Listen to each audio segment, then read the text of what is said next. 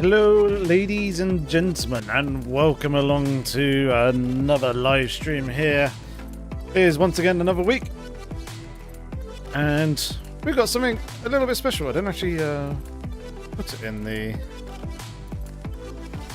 actual stream name, but we're going to be doing the low fuel motorsport, the fun race, which should be good fun. We're on split 2, that'd be why I can't join. Right. Also need to change my car as well, because that one's not going to fly. That's the one that we need. There we go. Oh, come on. There we go. Right, we're in. Cool. Well, hopefully everyone's doing well. Everyone's having a good week so far. Yesterday was a bank holiday here in the UK, so we had the day off. Was down south in Southampton. Seeing family, as yeah, it was my birthday last weekend, so we had a nice lovely birthday meal Friday evening, and then Saturday, what did we do Saturday? We did do something Saturday. Oh yeah, saw my cousin, which is really good. Saw him and his wife and my nephew, and that was a nice day, afternoon, evening. Got a couple of bits done, and then off up to celebrating Alice's parents' 40th wedding anniversary. So it was quite a busy weekend, and seeing a couple of friends yesterday. So all in all, pretty good, pretty decent. But yeah, tonight, this is going to be something a little bit different. Let's go ahead and get ourselves actually in, because we are going to be jumping out onto the circuit now. It is Low Fuel Motorsports special Golden Oldies event. I can't remember exactly what it's called, but I'm going to steal the car there. As you can see, we are in the beautiful Aston Martin V12 Vantage, the old GT3 car that was retired quite a long time ago. That sounds oh so very glorious.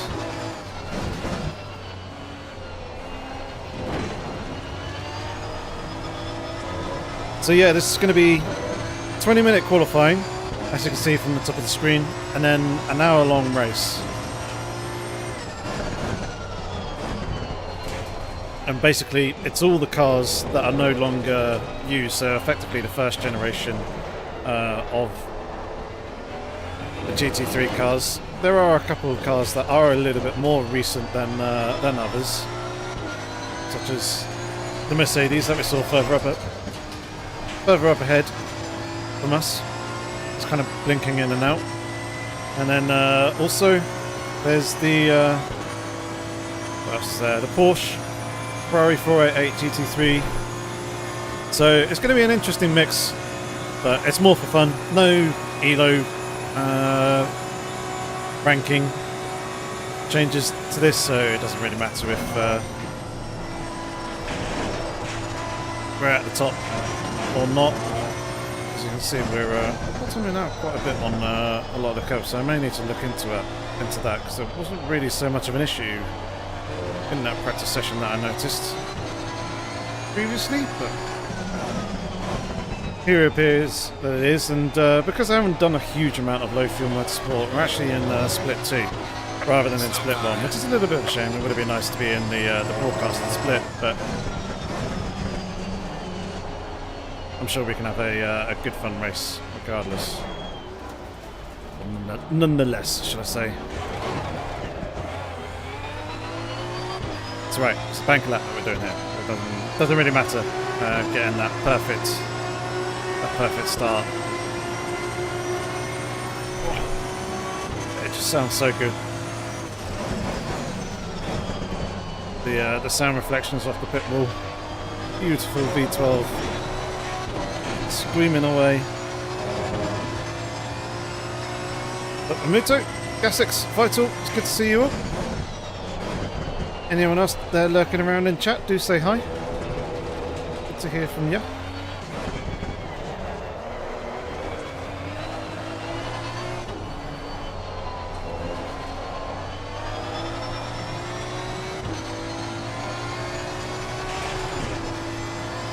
Alright, so the car's bottoming out quite a bit there, coming onto the straight. Obviously we're going to need to be careful of that because I don't need the car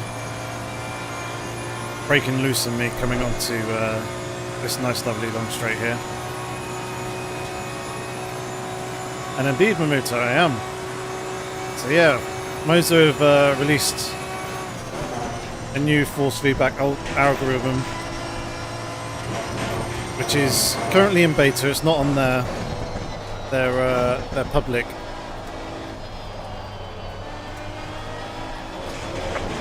software at the moment. It's not the latest update. But it will be coming obviously in the future. But they emailed me and asked if I fancied testing it and giving it a go, and gave me a key in order to, or the code that was needed in order to access it, which I think is actually on the Moza Discord as well, floating around somewhere. So any of you who do have Moza wheelbases can give it a go and try it out. So far, initial impressions, it's kind of hard for me to tell, really. I have done a little bit of previous testing with it. I was driving the McLaren 720S Evo 2, which is a car that I haven't really ever driven before, so it was kind of hard to get an idea and kind of compare against, say, the Ford Mustang that I have been driving a lot more recently, and I was planning on driving it around the Red Bull rings they do have here on LFM. Races this week at the Red Bull ring, and it would have been a nice back-to-back test. But then I saw this event and thought, actually, that sounds like a good load of fun to jump into. So we'll probably do some testing on it previously, but here in ACC I haven't really noticed too much of a difference. It does feel like there's a little bit more road surface detail, so I can feel the bumps and stuff a little bit more cleanly going down the straight there, for example. Otherwise, it's here on ACC it doesn't seem to be making a huge impression. I have watched Will from Boosted Media and his video that he's uploaded in the last day or two on it, and it seemed like the biggest differences were actually there on iRacing. There's a couple of settings that I have toned down, which probably actually have a bit more of an impact in terms of how it feels.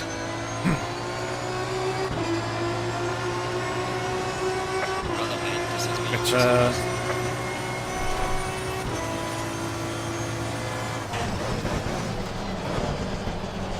we'll play around and fiddle with later.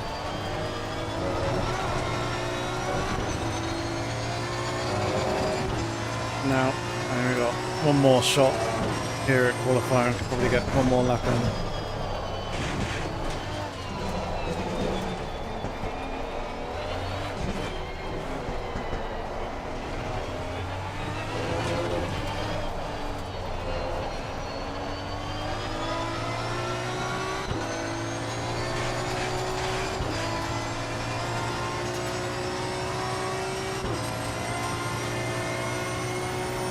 Up and down the order a little bit here.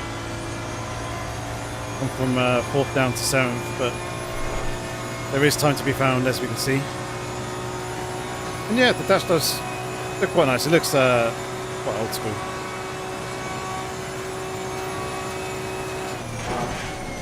Obviously has aged a little bit compared to the new Advantage. One thing they do need to bring back, Aston Martin, is this lovely V12. See, now it's well, they're going to have a V12 in the Valkyrie hypercar, which is so good to hear. I'd love to hear it in real life. Hoping to go to Le Mans again next year to hear the Valkyrie.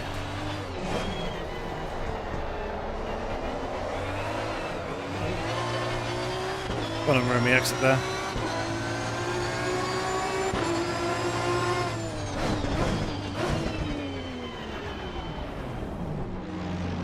Yeah, that does sound very, very nice.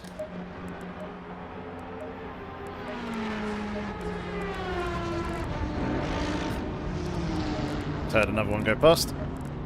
So a few of us driving it here today. Very, very cool. Gotta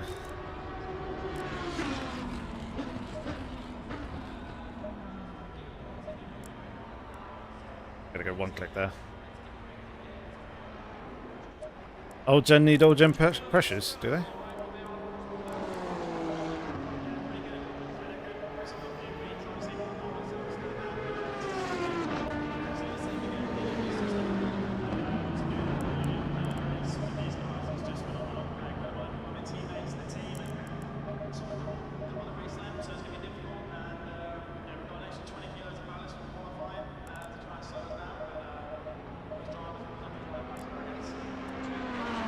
Did not realise that. Thank you very much for reminding me there with that Gasix. I thought they.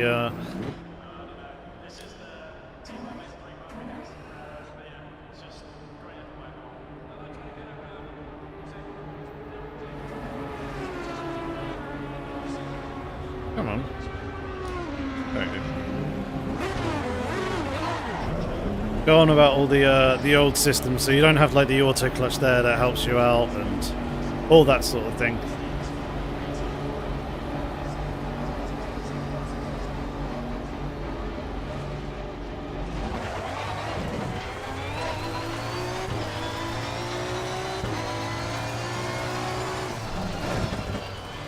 Alright, we were good and clear on pit exit, which is good. But yeah, the tyre pressures are down a little bit from where I had them anyway in the previous practice due to the cooler conditions.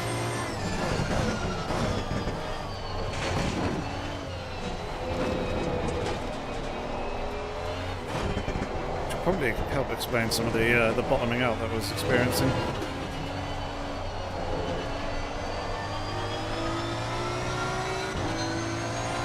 I wasn't getting it before. And indeed, Bradford. I have. Especially with Fanatec. Going into administration and having all their issues, it's good to see that someone else is stepping up to the plate and filling in that space. And they've also helped kind of push the envelope within the sim racing hardware space as well with some pretty cool, fun equipment. It's good to see them branching over into the realms of like truck simulator and normal car driving with their driving stalks and the indicators and all that sort of thing. And then also just the price, because they've always been, compared to a lot of the competition within the space, much more affordable,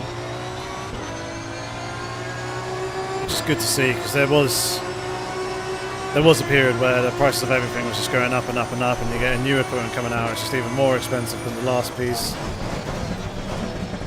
And it's like, it's nice that they're kind of pushing that ceiling for the higher end equipment up higher and offering a much larger range with some very, very nice high quality products, but at the same time we need more low end products because, you know, that's what gets people into sim racing in the first place.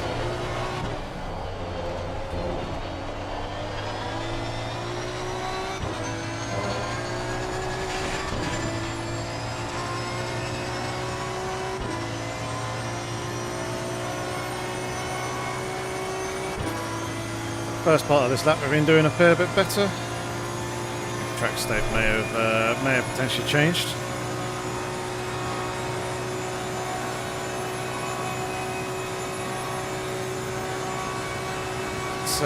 Just under 7 minutes of qualifying remaining.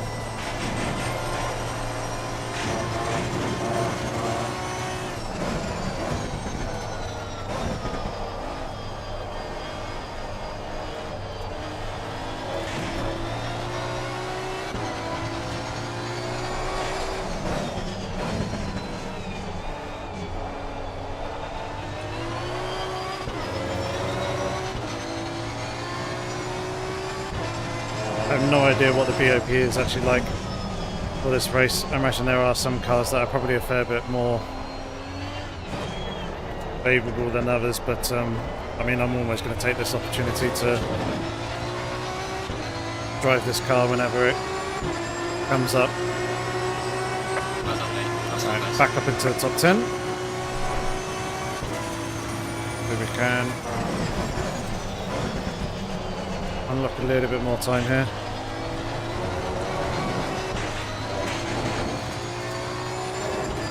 A bit more aggressive through that corner that time. I think tyre pressures need to be a little bit higher as well.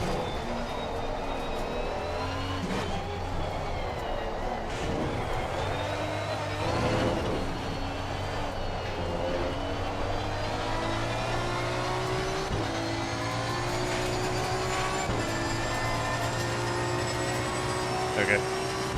That's first spot. First sector. It's because I read what you said, Gassix.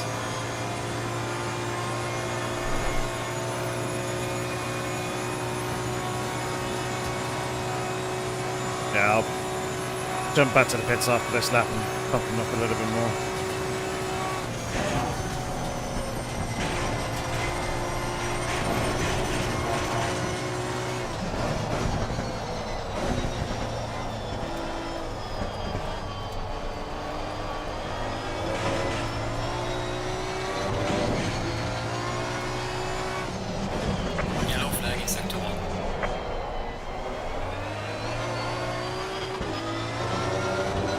A bit of time there.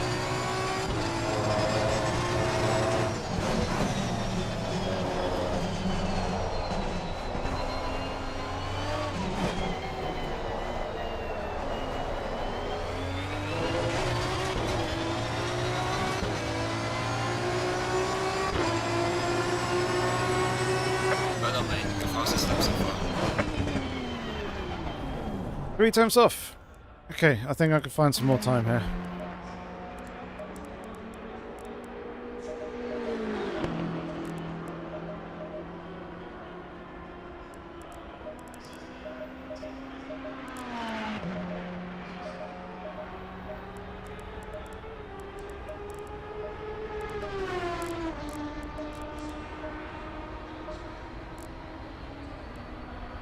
Yep, there's still a little bit of time to be found though. Mainly in that last corner, I think, or the last two corners that I've done it again. Threw away a little bit of time in both. But if I remember rightly, it was kind of in and around the 27.7 mark is where the sweet spot was for me. So that's why I've just gone and targeted here with the latest changes.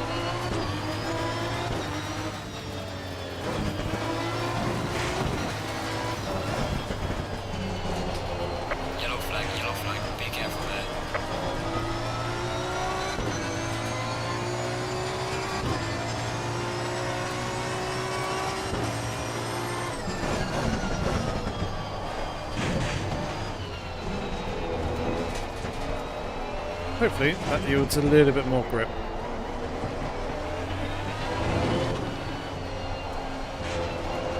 Again, I need to turn the traction control off. It interferes way too much in this car.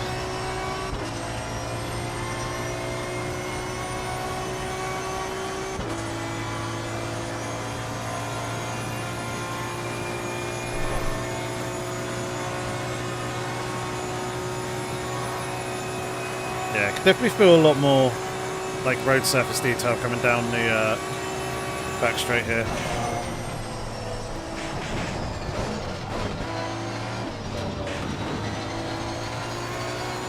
That got very, very close.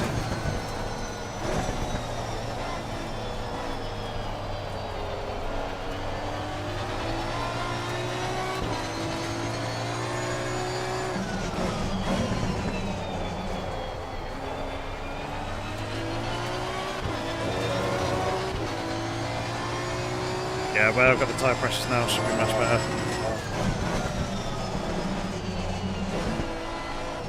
So we're only going to have one lap here. Let's try and make it count. Not with that much oversteer.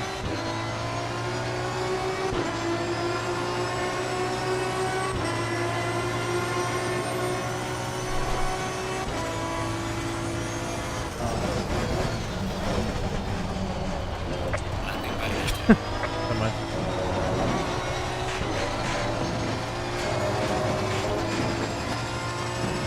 Hey Tempest, how's it going?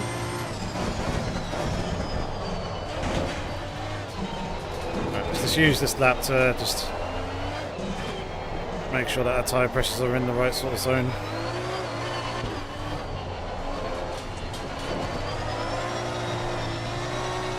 Yellow flag ahead, be careful.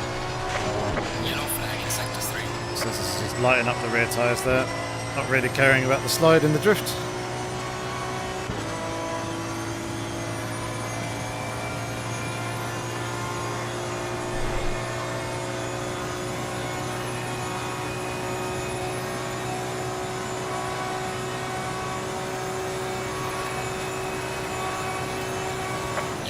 Yellow flag, be careful there.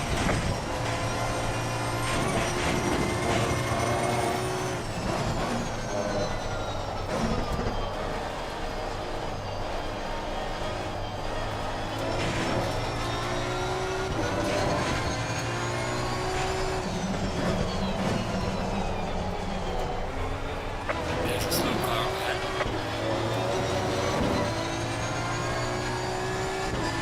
P4.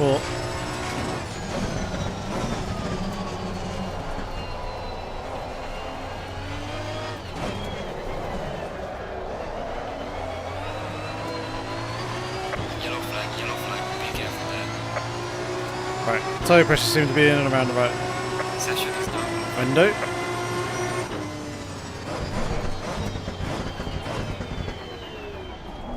So that's good.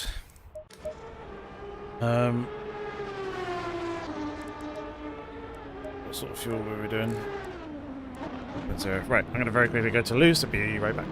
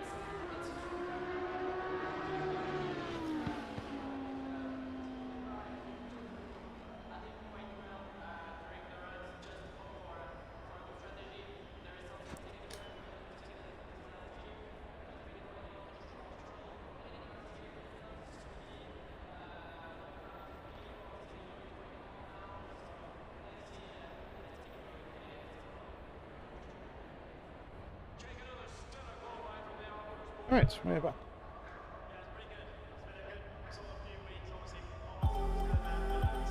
Indeed, we are P4.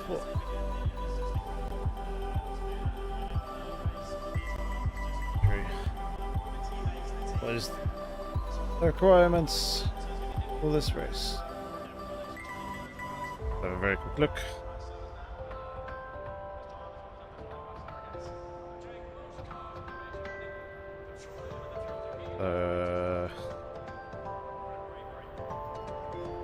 Refueling is fixed. I think we have to make a pit stop.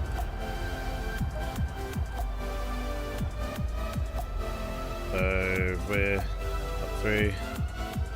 600 divided by 155 lap times, let's say 156.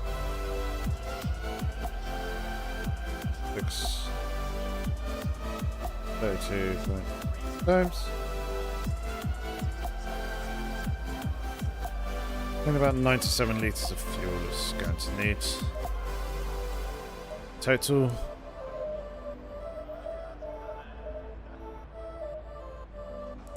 Start with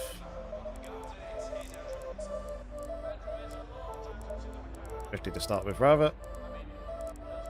And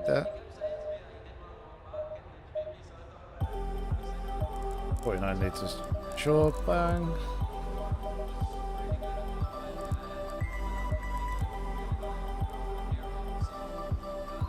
Cryptic is a beast in the old Gen Lamborghini. Yeah, I noticed that he was driving that. Curious as to how good he'll be in it. Hopefully we can have some good fun battles with him. I'm going to need a little bit more fuel, aren't I, if we're doing a full formation lap here. But yes, this is the setup that I'm running. No idea if it's any good or not. I'm going to go with third place here in this split, but imagine it. It definitely probably could be better. Let's go ahead and do that. One other things that I should do. We are on game 2. Good. Turn it down just a smidge, because I noticed that we are clipping in places.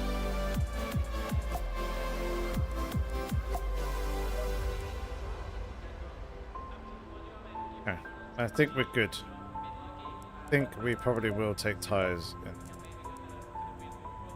Seems like it will be the logical thing to do.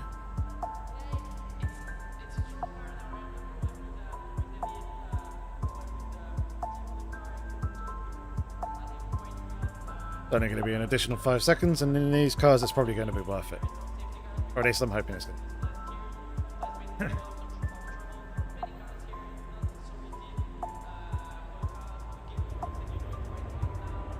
Luke, yeah, I do race with DC on 0 because the traction control is really, really intrusive, especially on this and the older gen cars. On the Mustang, I am actually running traction control,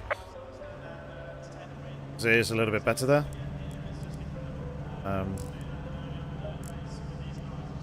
It's not quite as intrusive or as aggressive, but for these cars, it is going to be needed.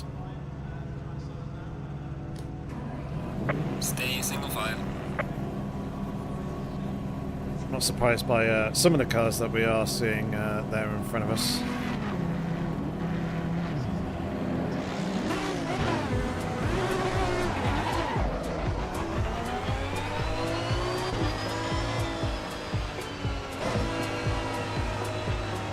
Just because they certainly lasted a fair bit longer in the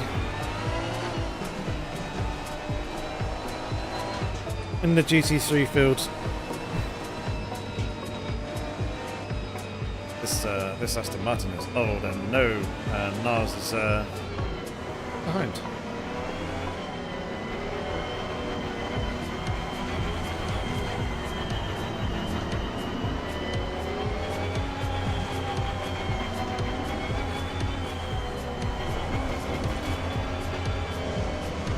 Plenty of heat in the brakes and tyres here. It's starting to overheat a little bit now. Heard that squeal.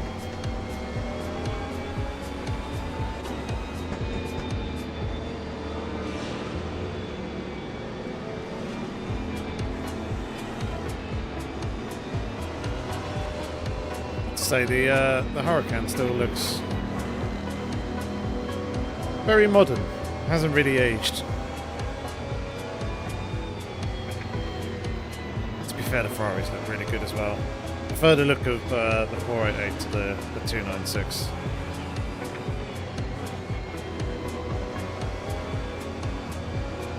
Just all in all, a better proportioned and shaped Ferrari.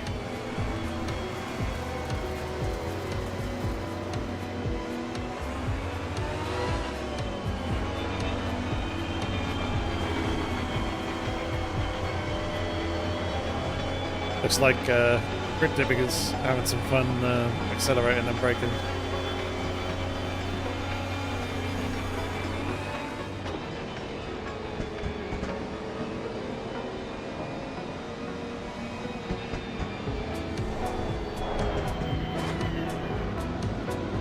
Right, slow down a little bit here so we can try and get some surface temperature in the tyres.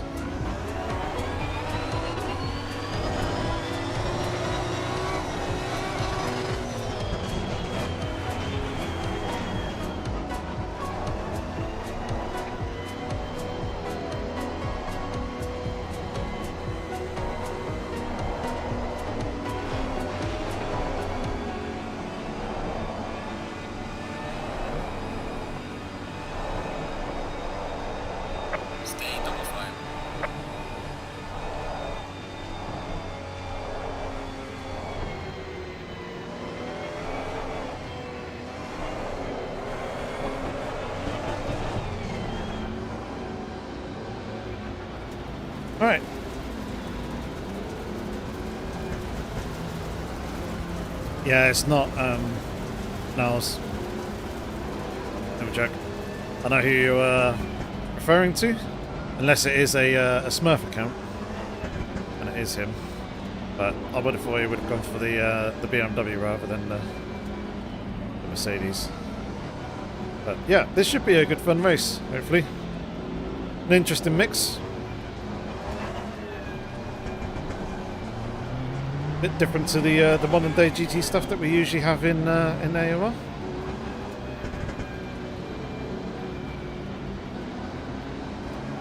Here we go, getting ourselves ready. Green light, show them where to go. Right, off to a very good start. Look at this. Clear on the right. Car on the right.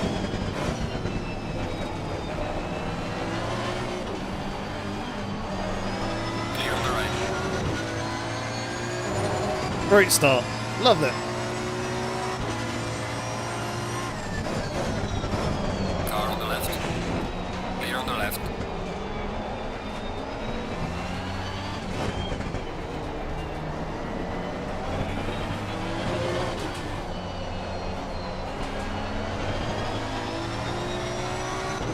We have got the power. Let's get some slipstream here.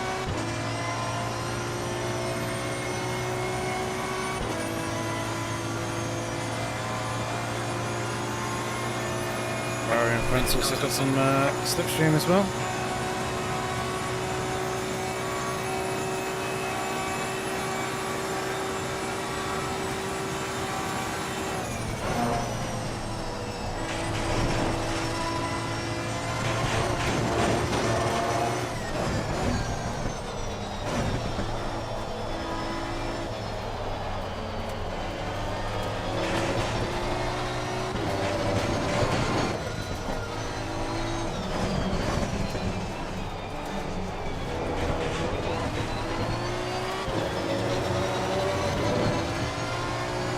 Started Ferrari in front, starting to pressure the BMW, which is good. Try and keep pace with them. Oh, there's a look there.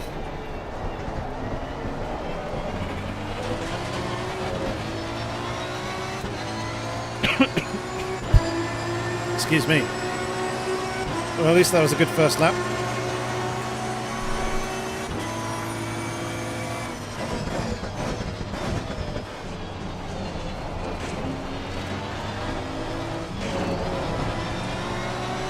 Car on the left.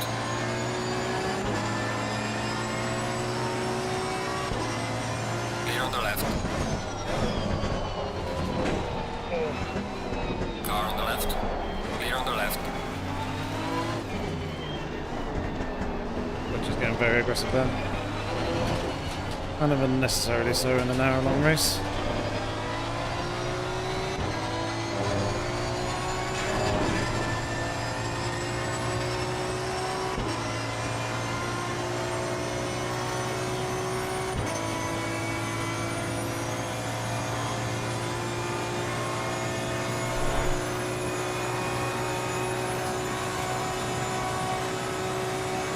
Yeah, I tried to give him room.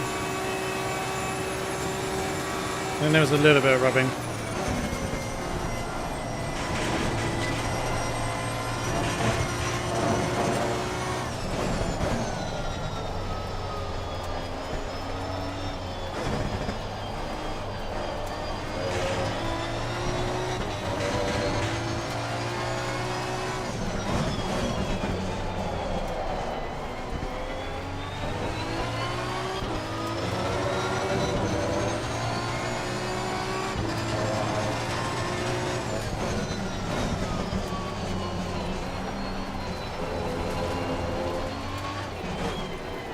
Oh dear, that was shocking. Car on the right. Clear on the right. Brother, mate, this is me. This is nice.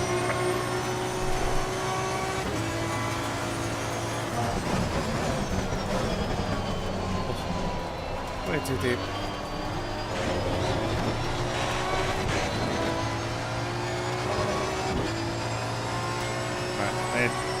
keep pace with the two cars up in front. They're starting to pull away because of the battling that we've been having on that last lap there.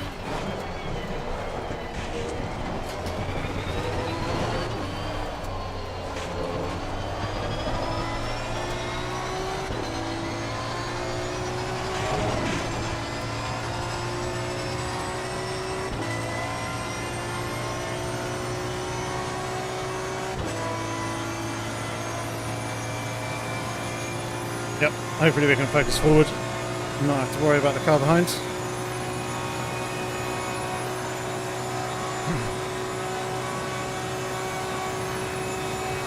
Minimal damage to the car.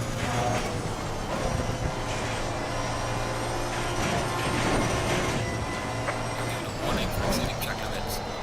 Oh, there's the first.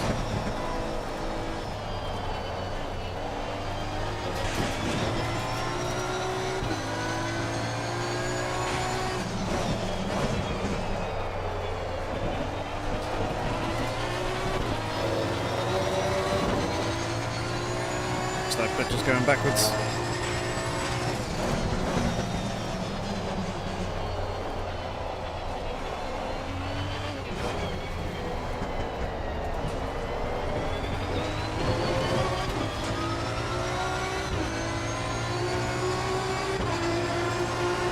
Losing to the car ahead of 71.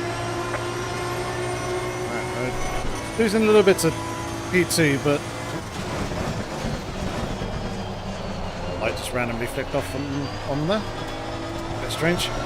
But we did gain time on P1, so hopefully we can continue this run of pace.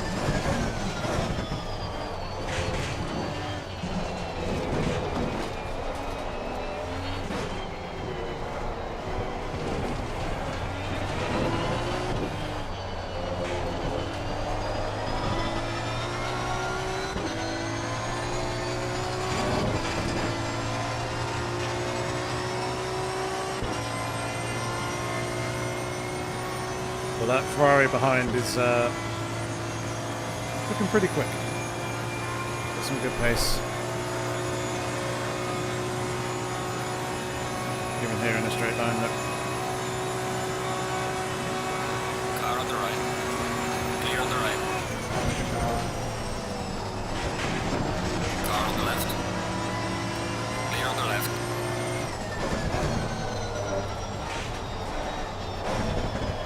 Car on the right. I'll go around the outside of you then. Clear on the right. Car on the left.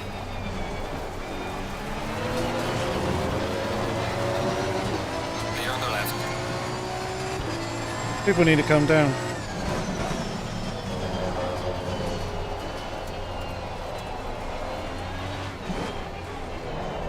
Car on the right. Clear on the right.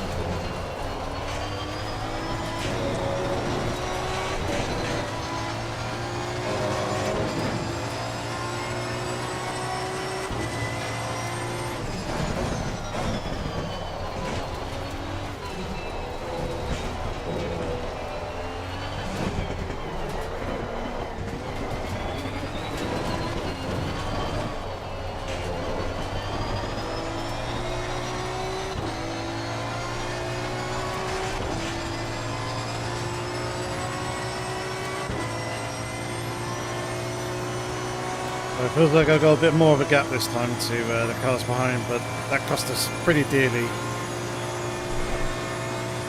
that previous lap.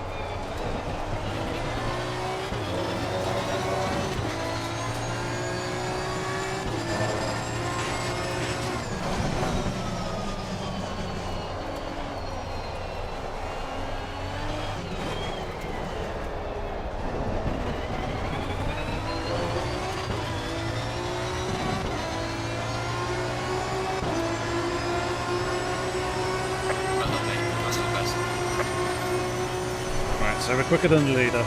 We just need people to leave us alone to actually set the lap times.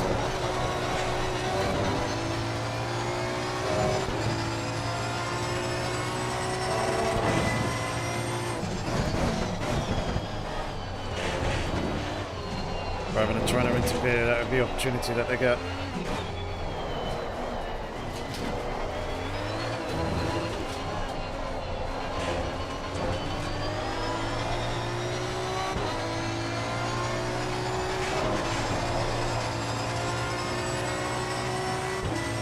Bit loose there, that's cost us some time.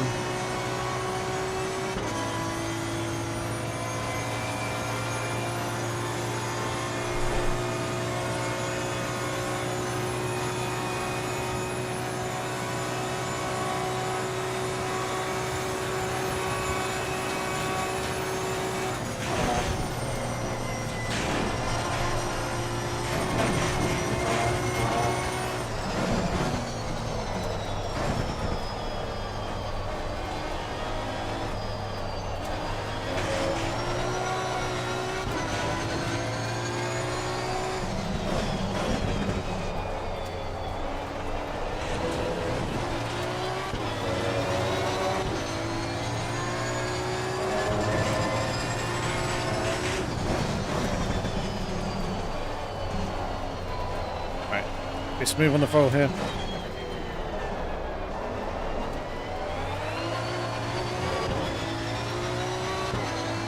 Wasn't too bad. Music to the car, head is up to 1. Catching back up with the race leader again, which is good.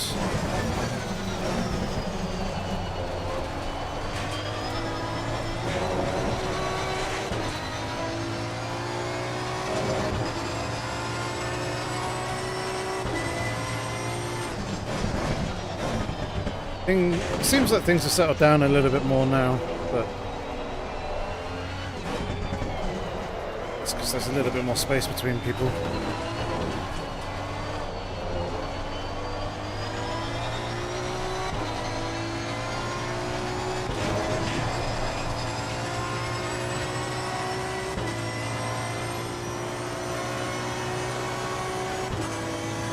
Ferrari's going to be coming fast here. Well within the slipstream.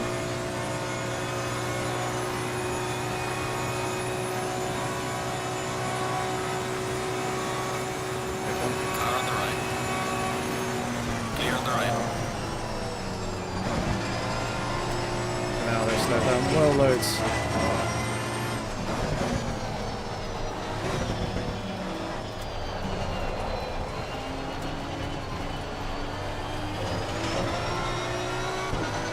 Mr. Dive Bomb.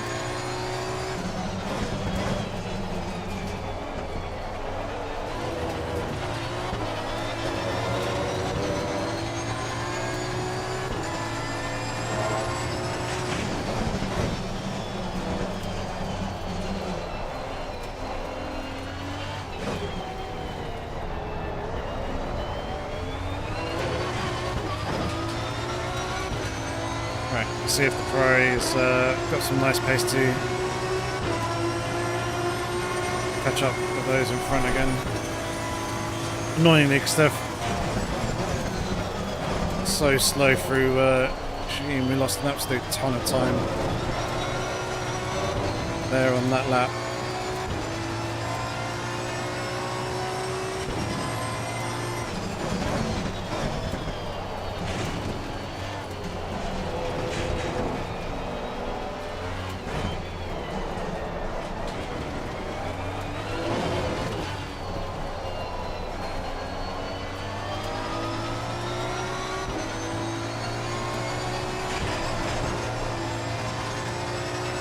Car's really hopping that.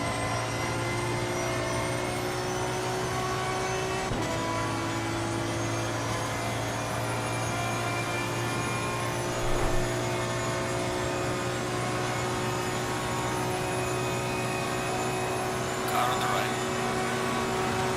Clear on the right.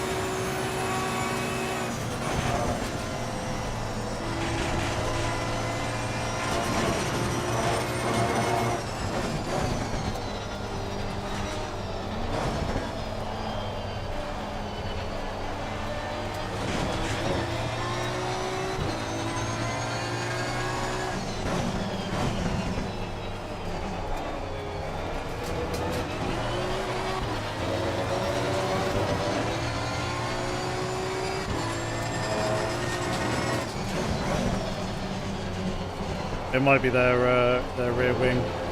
The 488 is pretty strong around here at this circuit.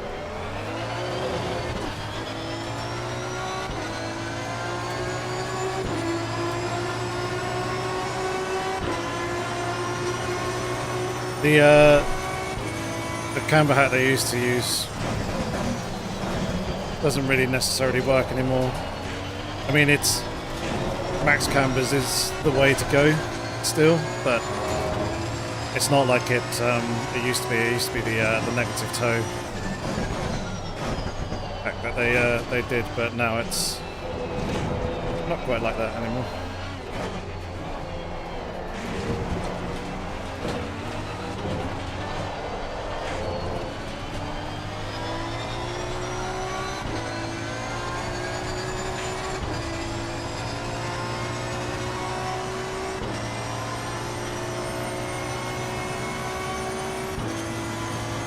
Yeah, it's quicker in the straights, but the rear wing will have a greater effect.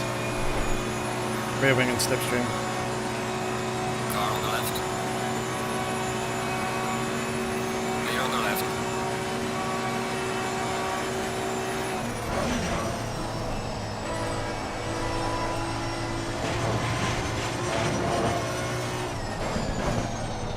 Track limits warning for them.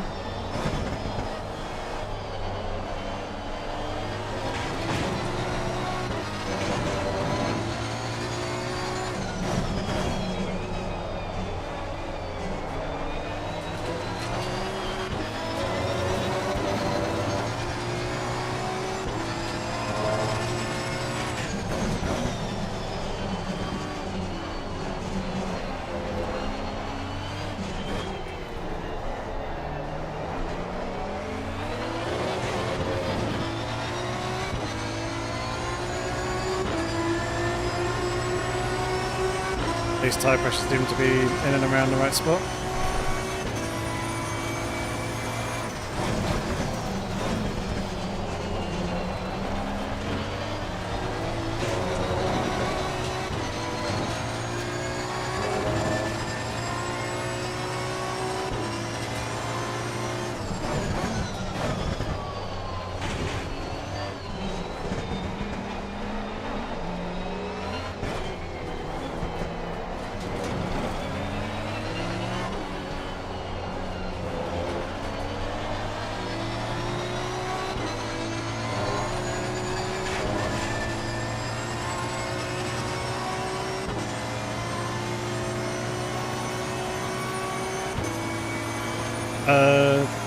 I don't think camber and toe is actually visualised on the car.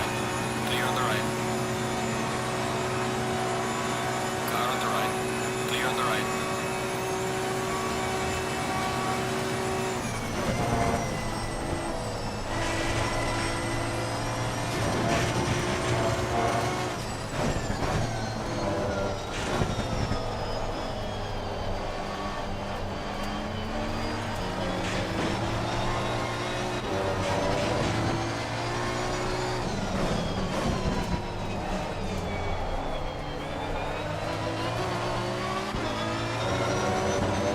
Sliding there.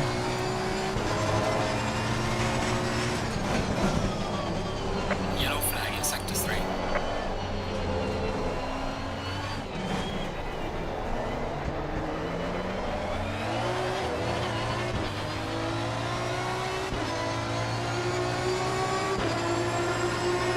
Sit down with the car in front in sector 3.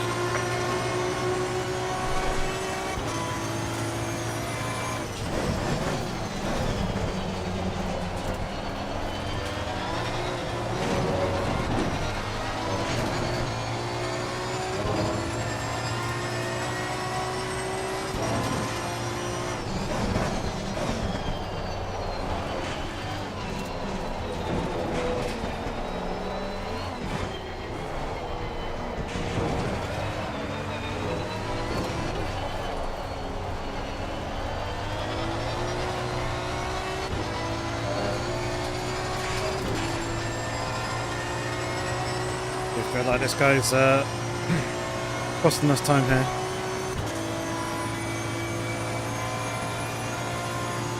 Disappointing. I didn't actually check to see what the weather radar was doing. Or what the server settings were saying in terms of the weather.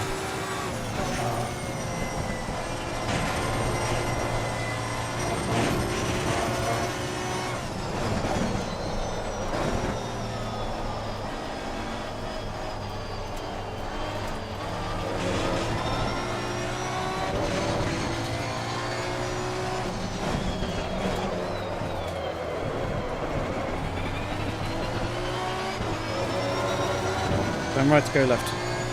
Pro tip.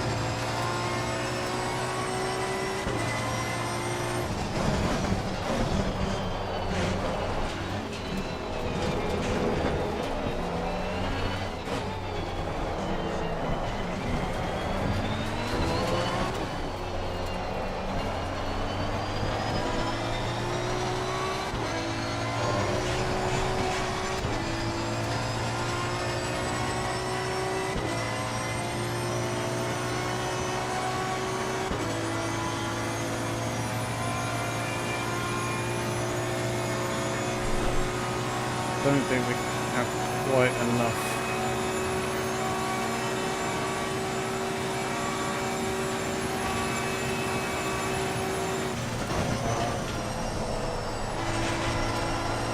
On the straights to get back past. It's really quite frustrating.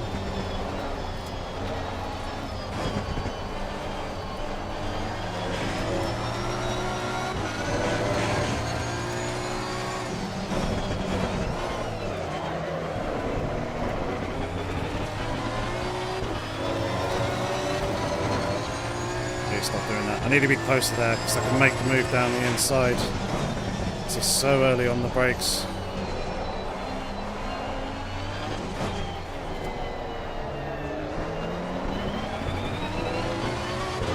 You can see we're having a much better time in the corners. And the Ferrari in front just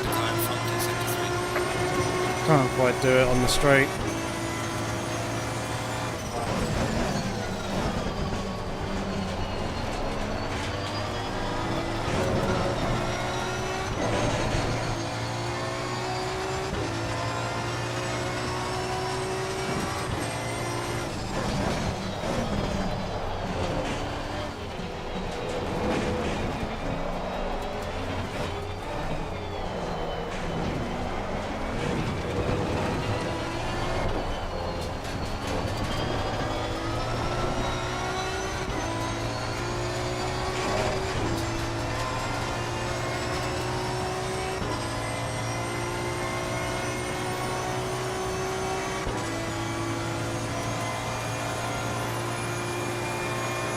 What do we reckon we do for pits? Pit strategy?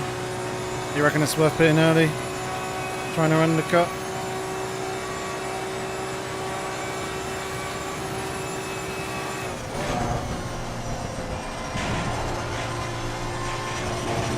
Is it worth taking tyres?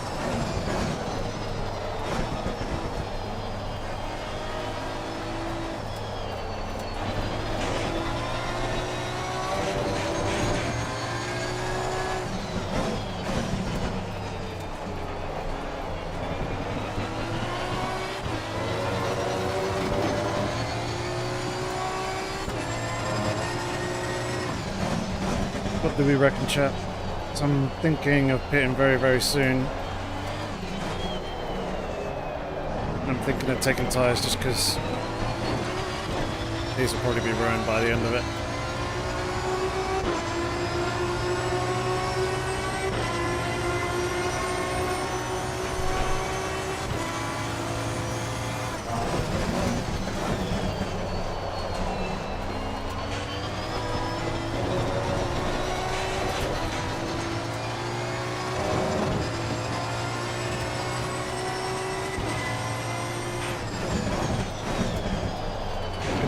it's probably going to be here on this lap, I reckon.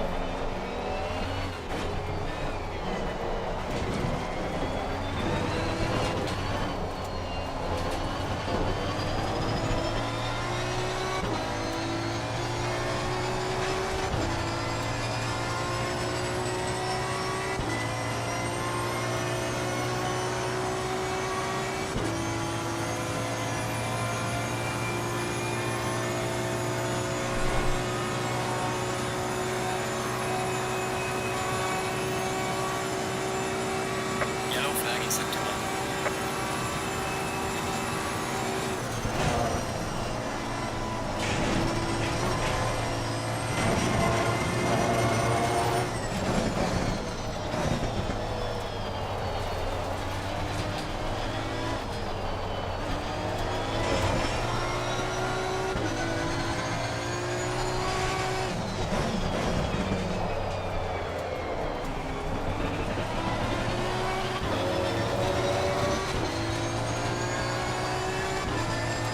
Alright, I reckon boxing this lap.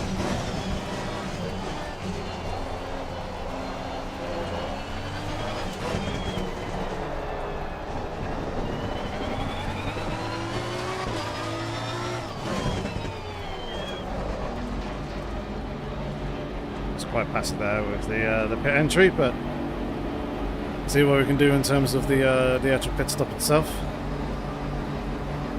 Let's see if they take tyres or not.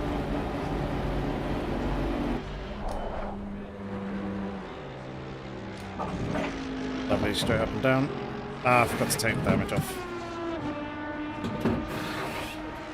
That's unnecessary extra second and a half.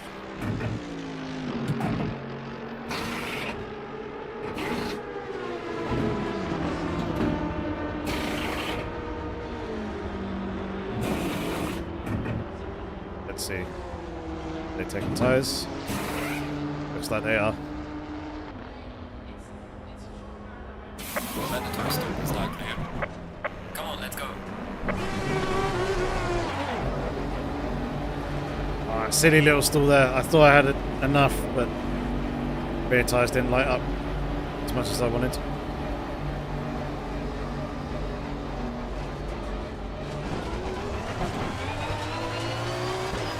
Alright.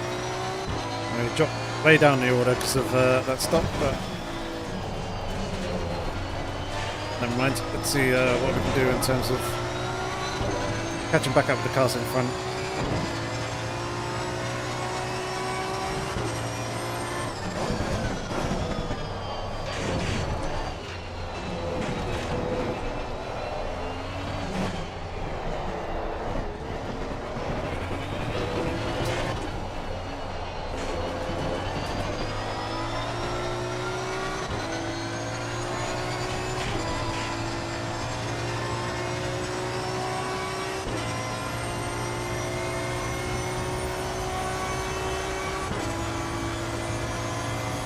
Four and a half seconds.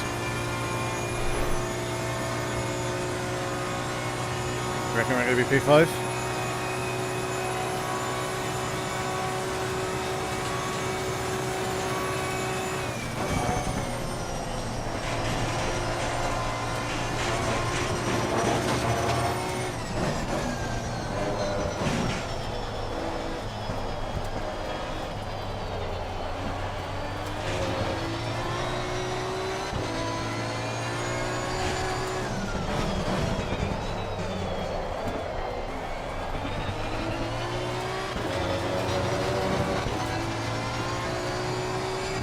I wasn't checking this pit very early.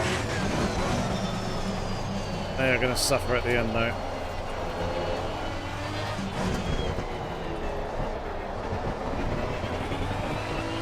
You're halfway through. Keep pushing.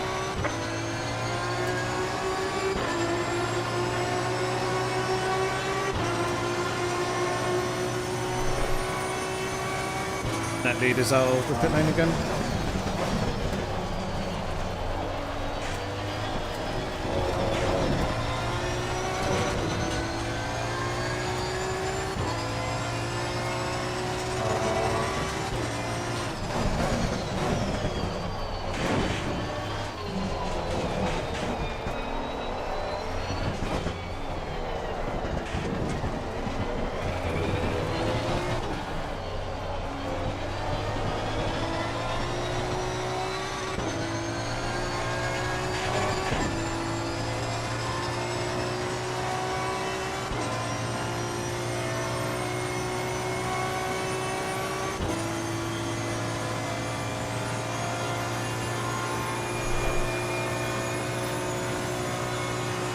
Looks like there's a few more people coming into the pit lane.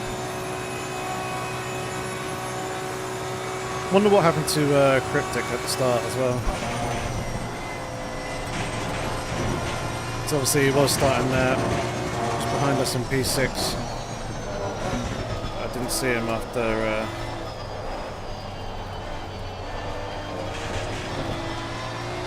the mega start that we had.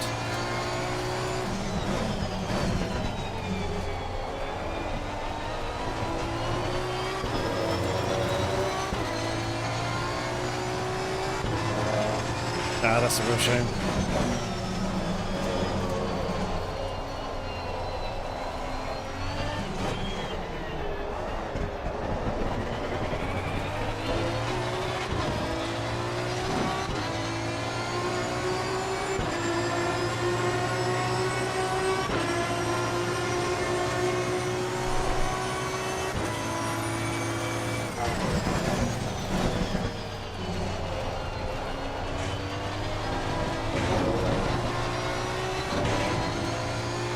There's a whole bunch of positions. And back again with other people pitting.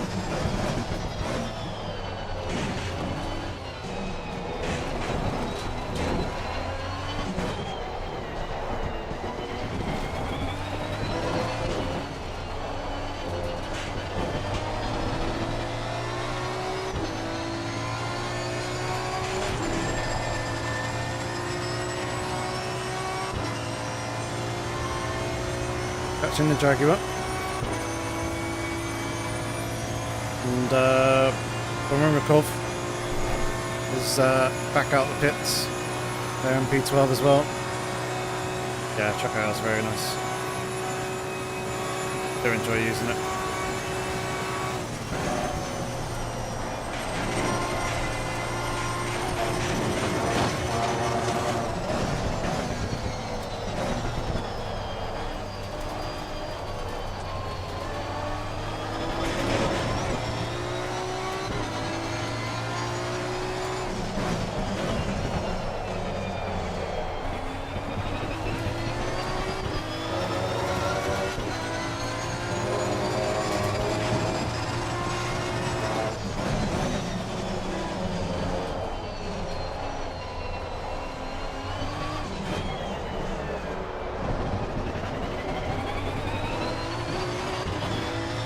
Looks like that jack's dropped off massively.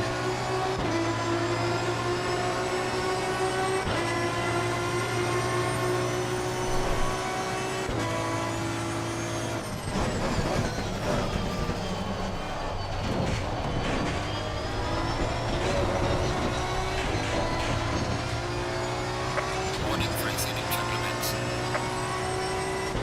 Or it might have been.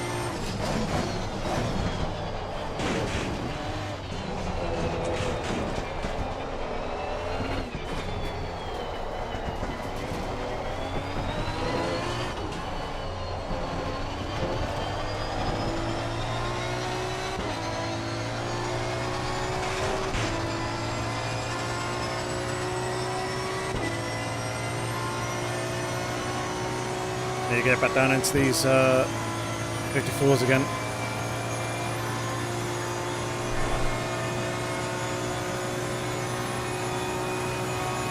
Two Ferraris in front and very nice and close together. Hopefully chaos ensues between those two.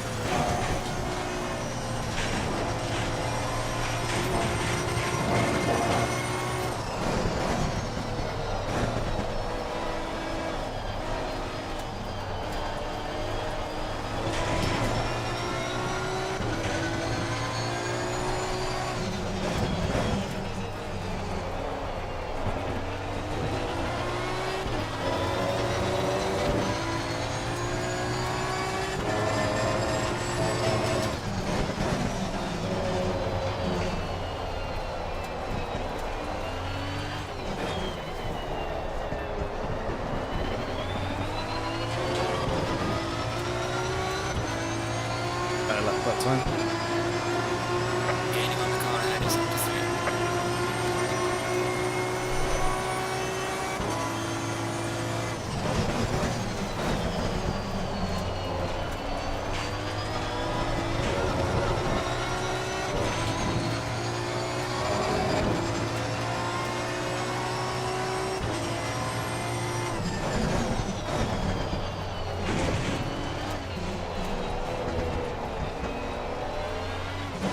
That was quite some time ago, Gassix.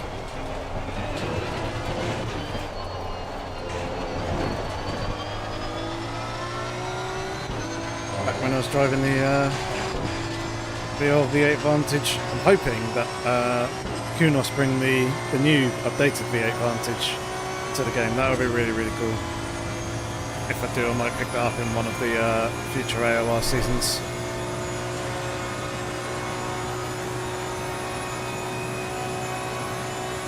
Or Ferrari side by side.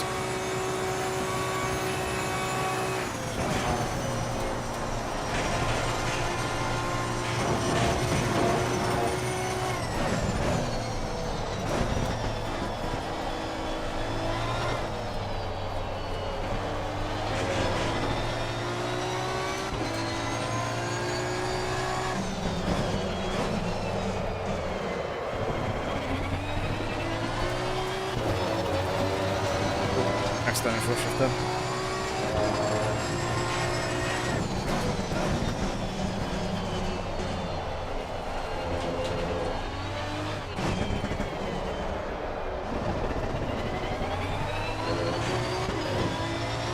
Variation in temps and track temp that throw me off.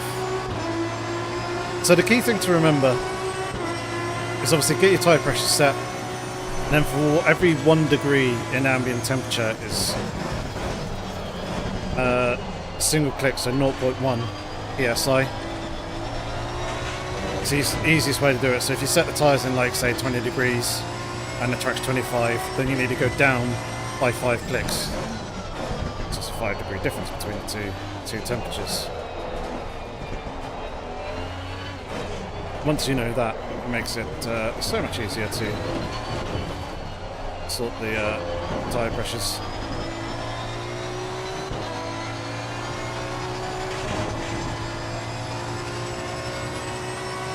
Hey, Three Trees, how's it going? Just got off work. Very nice. Hopefully you got a nice evening lined up for yourself.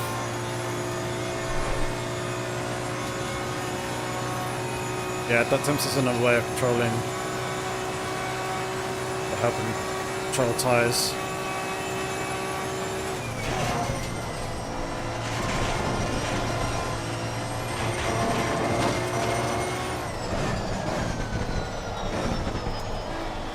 Past this Jag ASAP because these two Ferraris battling like they are is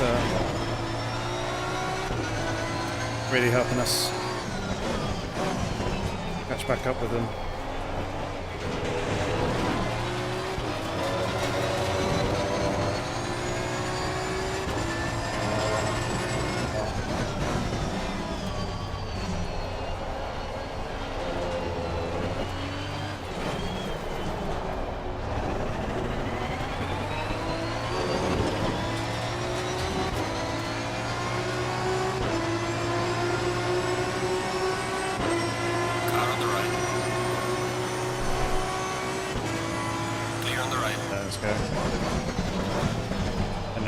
Tyres to fight. Very useful for us. And yeah, the Ferraris are very quick here.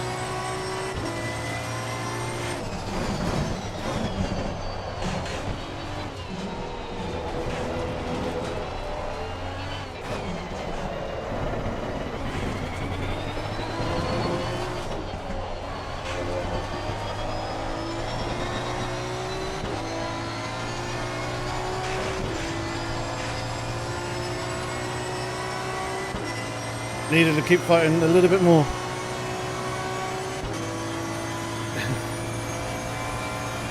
Yeah. Even less than that, Gassix. You can do it after about 3-4 laps.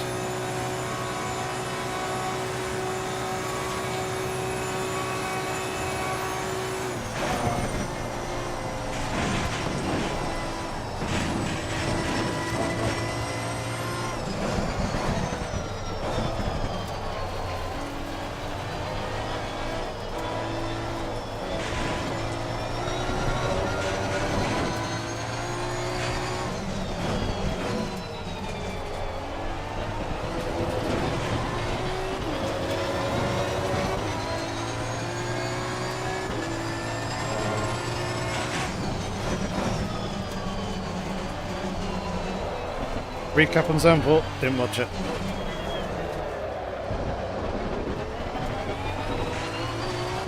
It's busy during the day and Zandvoort's not a particularly great track, I don't think, for F1. So didn't bother in the end.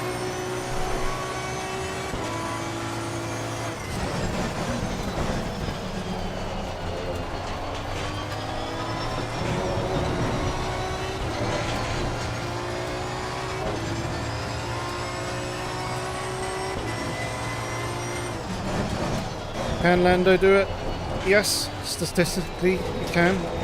Let's see on Twitter someone say that if he wins every race, every sprint race, gets fast lap in all of them, and Max comes second in every remaining race, then Lando can win the championship by a single point. But realistically, that's not going to happen.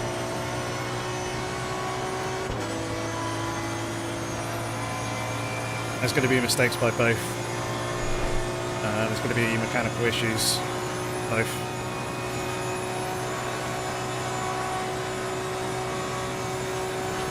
So I think Max is, unless he has an absolute disaster second half of the season, I think Max has it pretty safe. And I think this Ferrari is here in front of us. Didn't change tyres in the pit stop. This pace has dropped way, way off.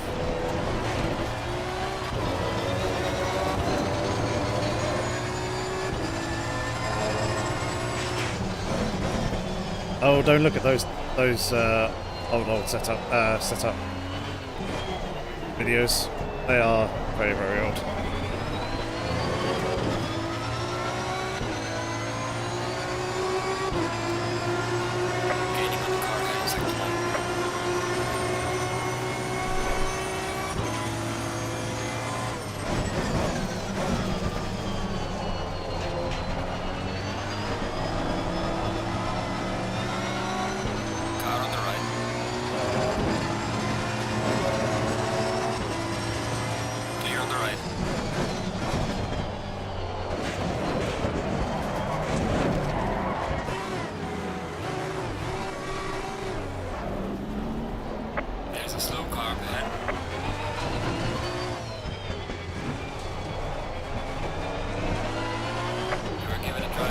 Oh, really?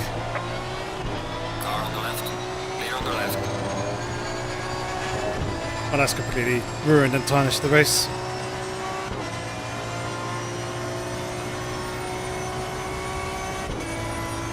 And that was a real shame as well.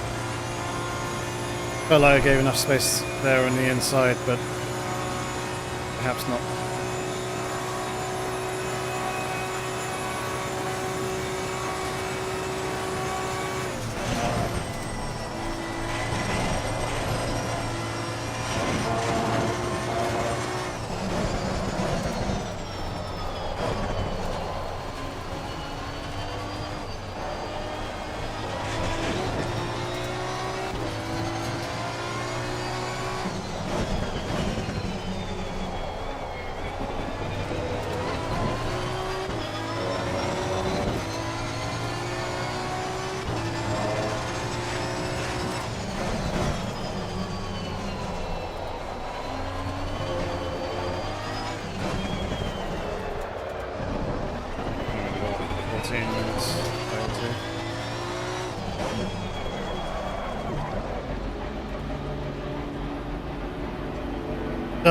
That's a real pain in the ass, but I think I'm going to call that race there. Which is a real shame.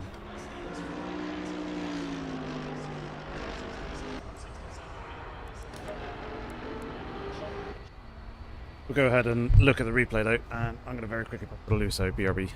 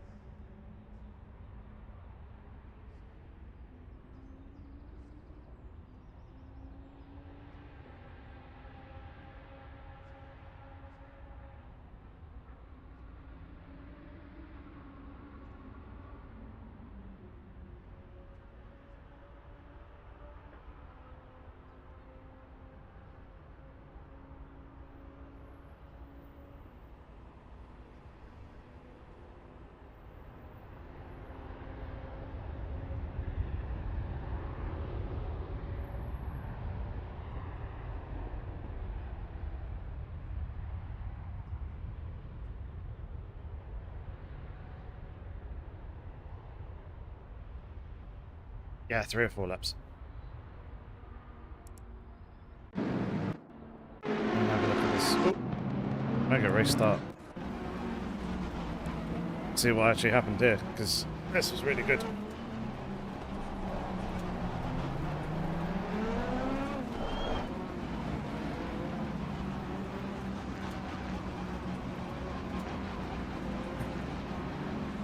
So just waiting for that green light. Covering the brakes.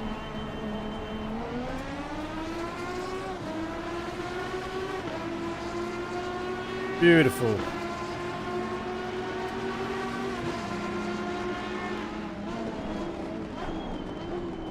Beautiful launch at the start. Oh, very, very close there.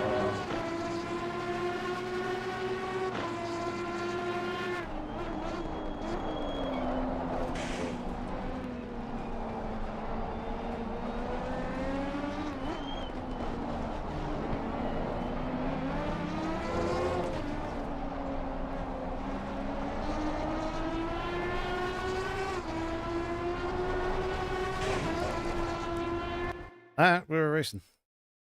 So yeah, if you want to know the pro tip and the secret to doing these starts, this works really, really well in the older cars. But watch the traction control on the braking down here, so you can see. Slow this right down. Press it a little bit. You can see that we are holding the brake and just holding the speed steady, 100% throttle, so we're demanding 100% power from the engine. As soon as the lights go green, come off the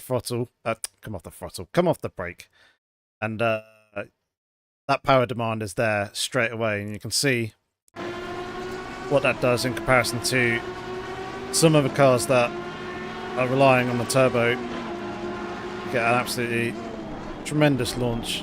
I don't think any of them else actually did it at the start. I know Mercedes was. It looks like this Ferrari was as well. But yeah, their launch wasn't quite as good.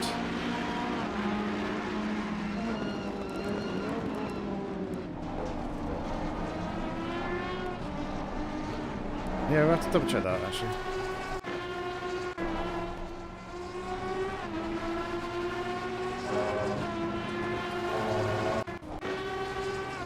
Right, here we go. Launching into turn 1 and I'm running a little bit deep. Thought about going underneath, but then they kind of opened up the exit a little bit.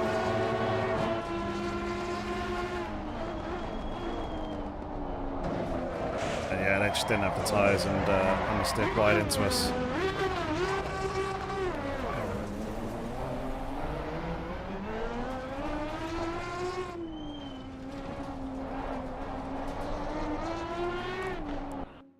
So, the reason why I got a drive-through penalty was because of this rejoin.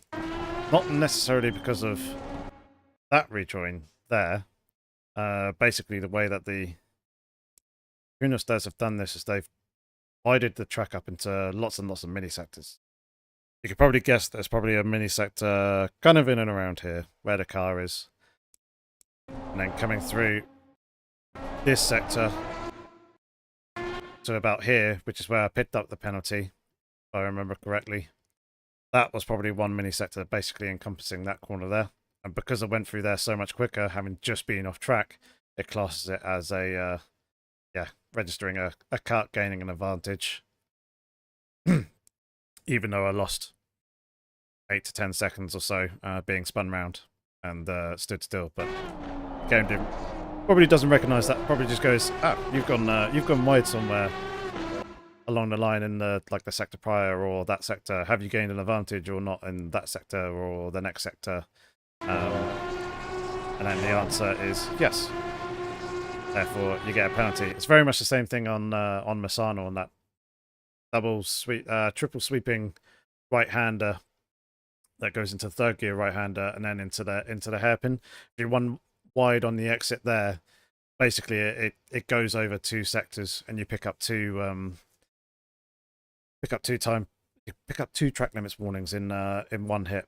And I've spoken to them about it. It's something that they can't really change, or it's very, very difficult for them to change. Bit of a shame, but it's the way it is. It's the way that they've done it and divvied the track up. But either way, let's go ahead and hop into some practice like LFM. Of course.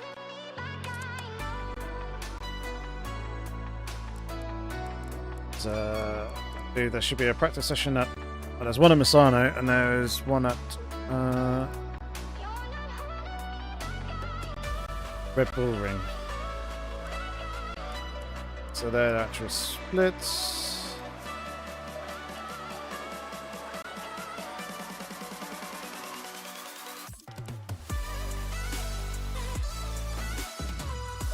There's one.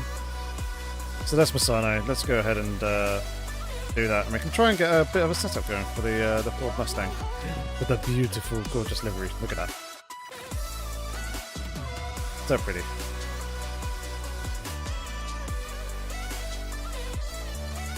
Right, let's test this force feedback out a little bit more. Don't have a setup here, so here is effectively my setup process.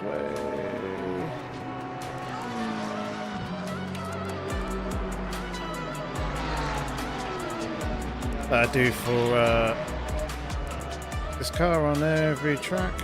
Going cool. Right, scrap this because we're in the wrong car. I thought I selected the Ford Mustang. So let's try that again.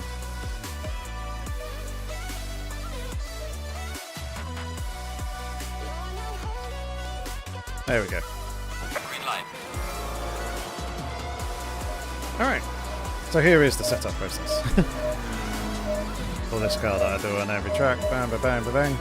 Basically max negative toe and camber on all 4 corners, maximum caster.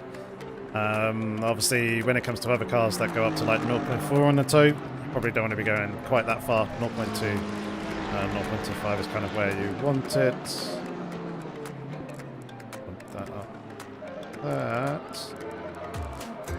Let the fuel out. Tend to run 20 litres. For this car, I want brake bias as far rearwards. Steering ratio nice down and low. I know generally the car likes to be soft. It can be. So I'm going to crack that up to 20. Go down to 30 on there. Generally it likes rear anti-roll bar to be a little bit stiffer. That's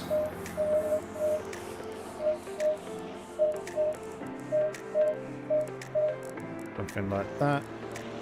Put down 1 for now. And we probably want to max rear wing it. And the car likes to have lots and lots of brake. So we're going to go ahead and put that in.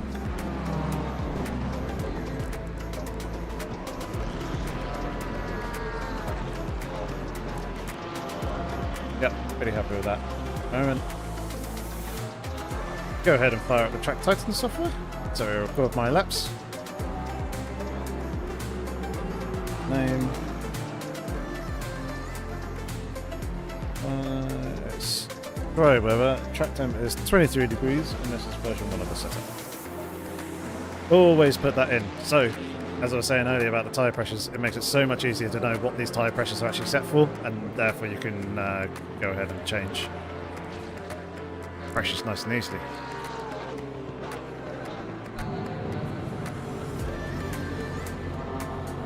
Let's get ourselves out on track.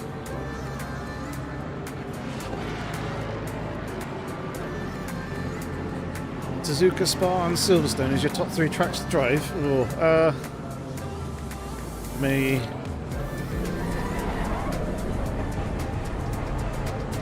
Probably Nords,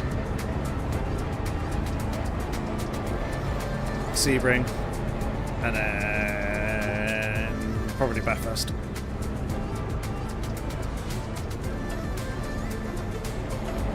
Sebring's a little bit of an outlier there in terms of it's the only one that is flat. Otherwise, I meant the full Nordschleife with the GP layout combined.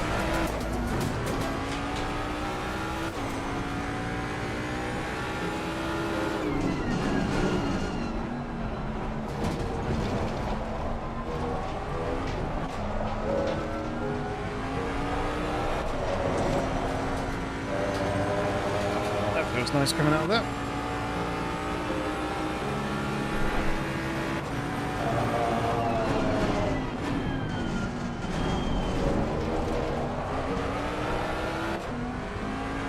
Yeah, I believe that is the right way around for the traction control in this car.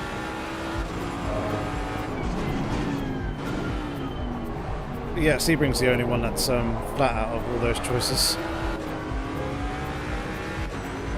Whereas the others are very, very undulating. Have a lot of undulations, shall I say.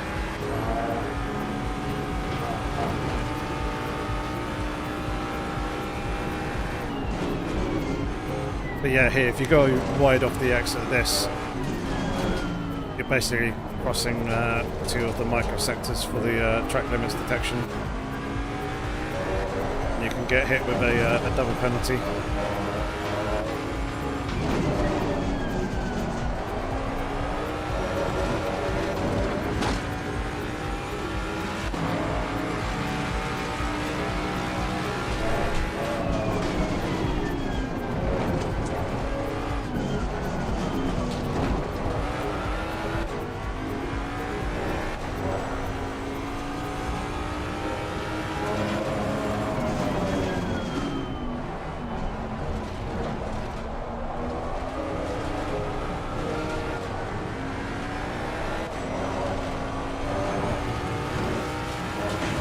Oh, right on the exit there.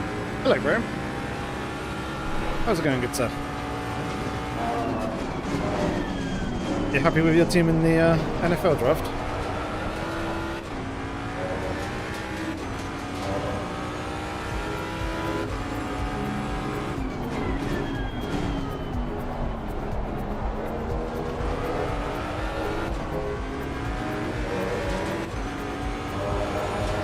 Really oversteering quite a bit in a few places.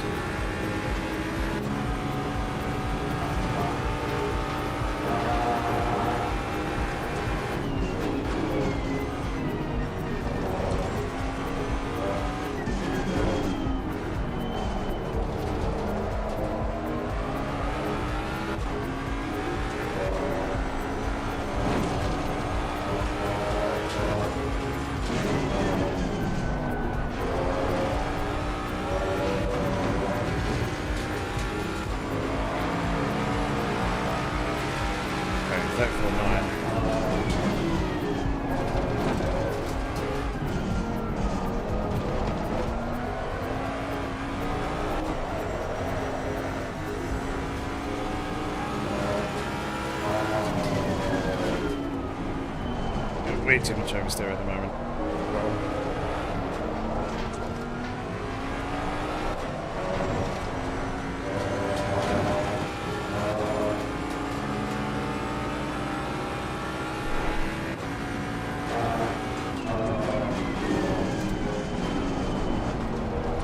You're in 868.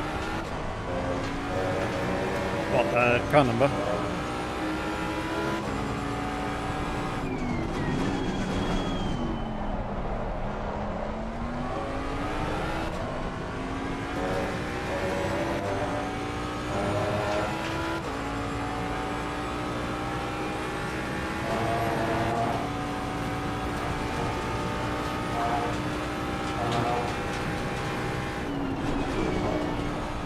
Yellow flag in sector 1.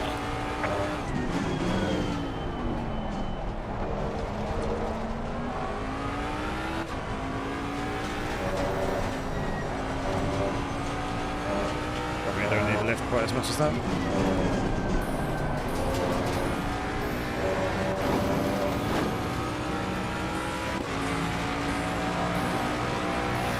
Well done, mate. Personal best.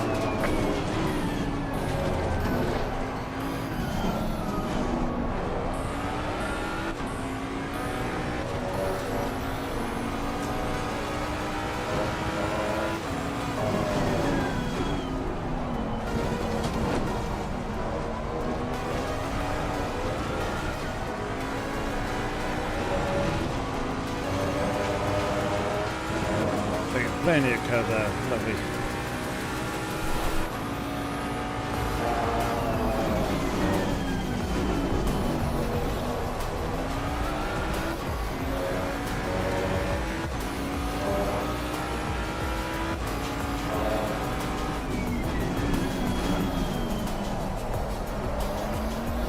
Oh, way too much. Way too deep for that corner. Yellow flag in sector 3.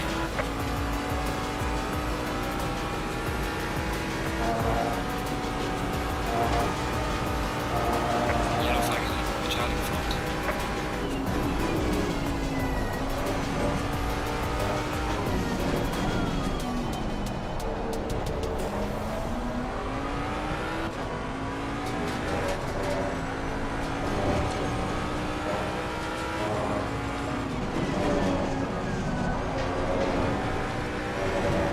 Yellow flag is Charlie. Well done, mate. Personal fastest lap. Car on the right. Clear on the right. Oh, that was close.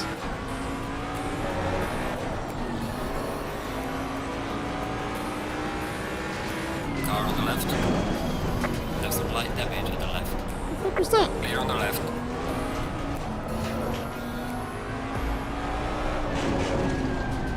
What was that all about?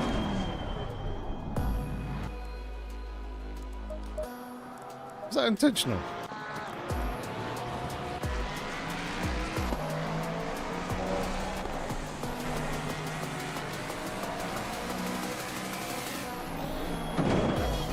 Yes, it was.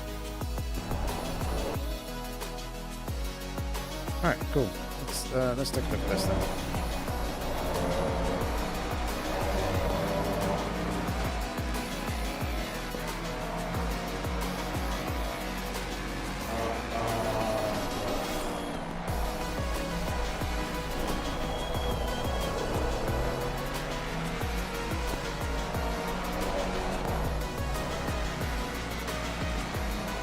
That was completely unnecessary.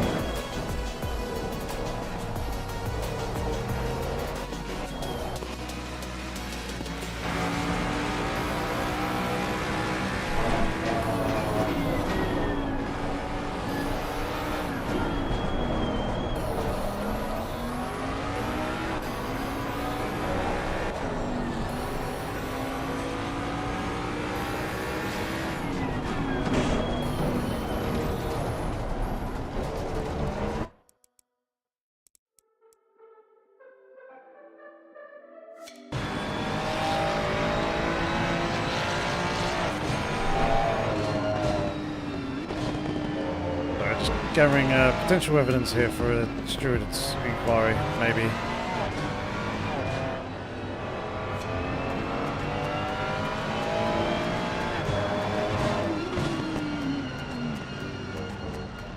So yeah, that's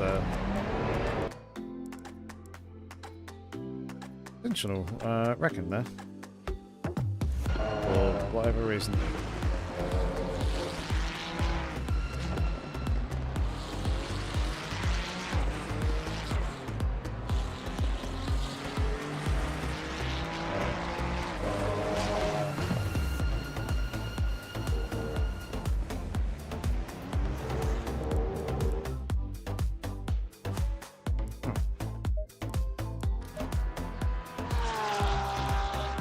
Oh, that's that covered. Is a new Moza 450 back worth a try? It is, I'd say. What am I doing? Ah, why was... That would explain why the car is so horrendously oversteering. I'm on 0, not minus 0.1. But yeah, It feels pretty good here in ACC. It's not, for me, groundbreaking here in ACC. I haven't yet tried it in other sims, but the force feedback was pretty good previously. I found. I will do actually. Try something else out in the Moza.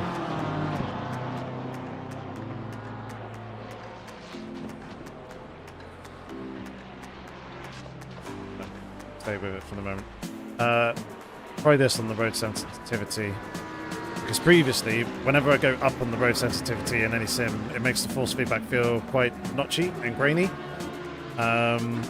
which is why I kept it down at like 4 and stuff before. Whoops, daisy, didn't mean to do that. But I'll give it a go to see what it's like running up a little bit higher. Say up in and around 7.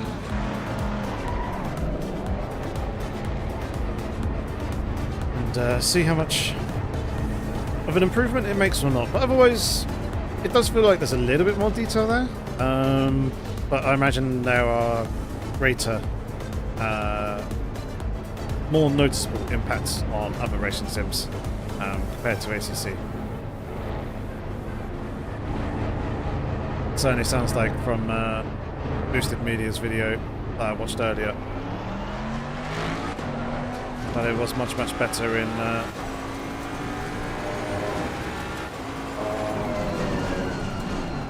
iRacing.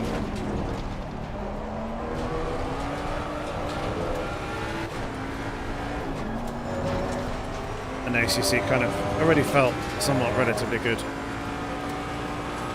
Let's go back to traction control settings that we were running previously, because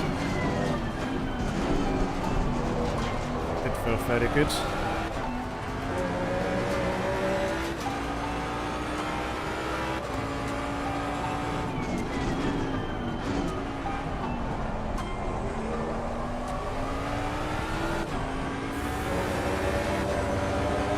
It does certainly seem like an improvement. It already feels like now, just turning up the road effects, there's a bit of graininess there, I'd say.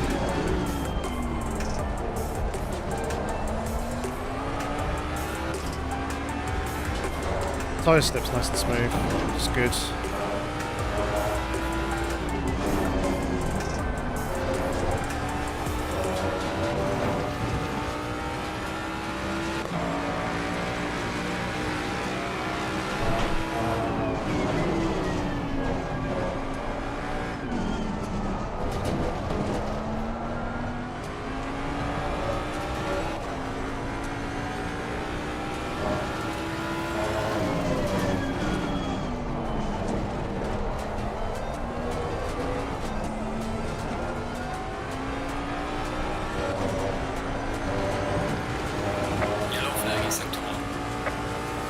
It does feel better now, having changed that setting and increased it. It doesn't feel quite as grainy and as notchy as it did previously. Yes, there's a lot of rumble and vibration when going over curves and catching bumps and stuff, but the general force feedback feeling doesn't feel too bad. Might have to dive into the road effects filter and play around with that a little bit, because that also made things feel quite grainy, and if they smooth that out, then we can boost the certain effects up a little bit higher to get even more detail coming through, which is really good. But generally, from what I've tested so far, it has been an improvement. It's not like it's ruined the force feedback or anything, it's just added more detail there, which is always good to see.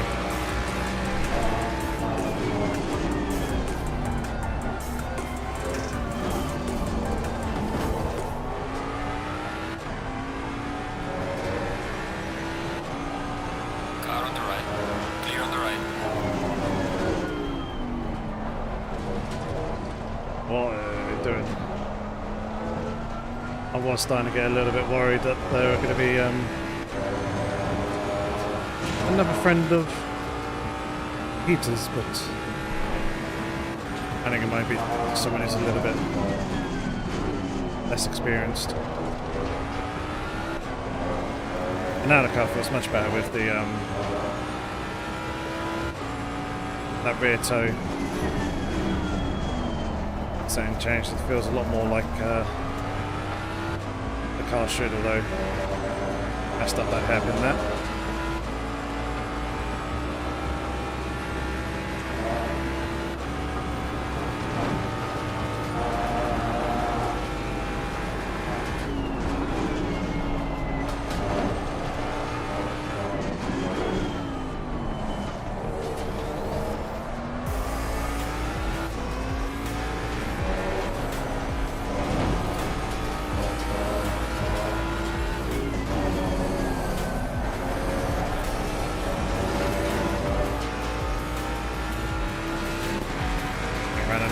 There on the exit. Yellow flag in sector 2.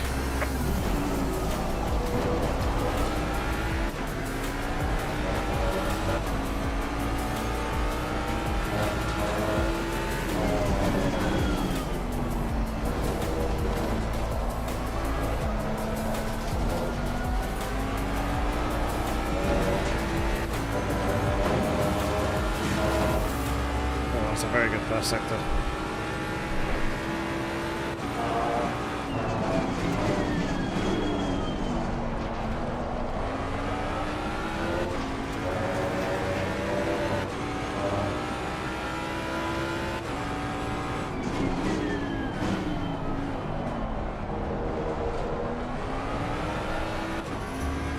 Hey Jeremy, do you find it helpful to have the camera move like that? Is it automatic or are you doing it manually? So I'm doing it manually. There's a sensor here on the side of my headset.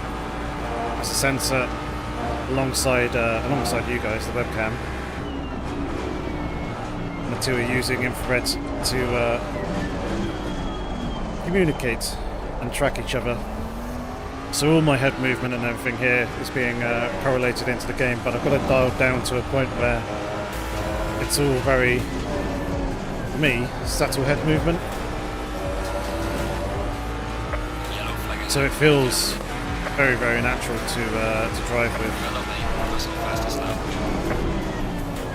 It's done with a little device called Track IR 5 in particular. If you wanted to look it up, but it's a very cool piece of kit. It does a lot more than what you're seeing here. It's just I have a lot of the effects.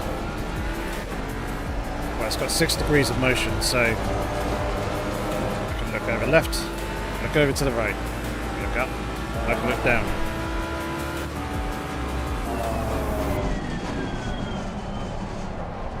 So that's 2 degrees of motion. The other one that you can do is lean over to the left and lean over to the right, tilt your head left and right, and then you can also go forwards and backwards, much like a your standard VR headset would. However, I have all that turned off just because it creates a much more stable platform, and the only things that I really need are effectively to be able to look around the cockpit of the car for that additional situational awareness, look into the corners and all that sort of thing, rather than it moving around absolutely everywhere.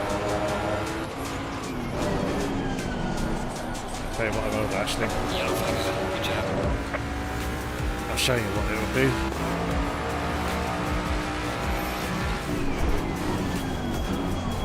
Let's go and park off the track over here, completely out of the way. There.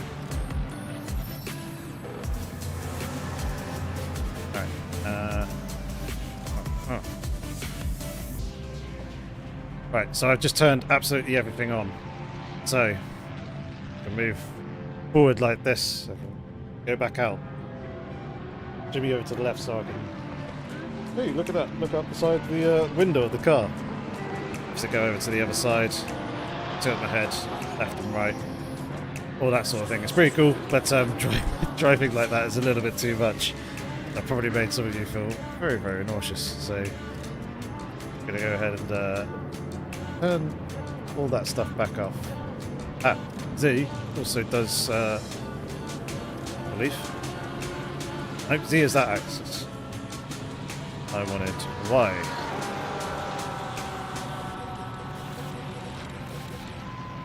Yeah. Y allows me to climb up in my seat if I want to, or hunker down nice and low in the steering wheel in a cockpit like this. Yeah, it's very cool. Very cool device. Very cool software.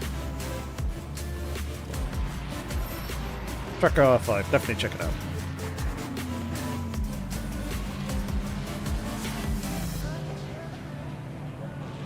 That's well.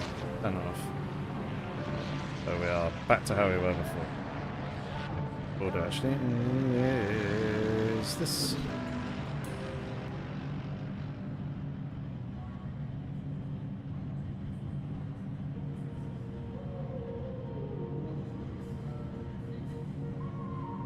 Yellow A little flag bit more of accepted. the ABS vibration, kind of effects, sound effects. We do that.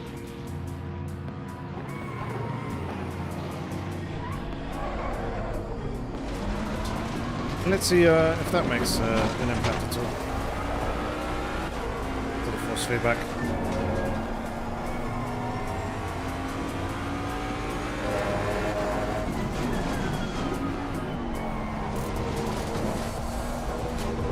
Do I have problems with Moza overheating? No, not that I've noticed.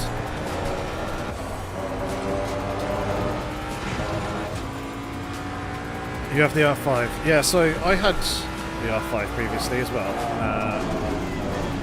All the Moza gear that I have, they have sent to me for free to do reviews and stuff on. I had absolutely no issues with the R5. The R5 is a fantastic little unit. I was really, really impressed with it. I'm now running the R12, which is what I'm driving on right now. I'm not having any issues with it per se. I don't think it's quite as... or it didn't feel quite as smooth and as quick as the... yeah, it didn't feel quite as smooth as the R5 did. But I think that's probably going to be natural considering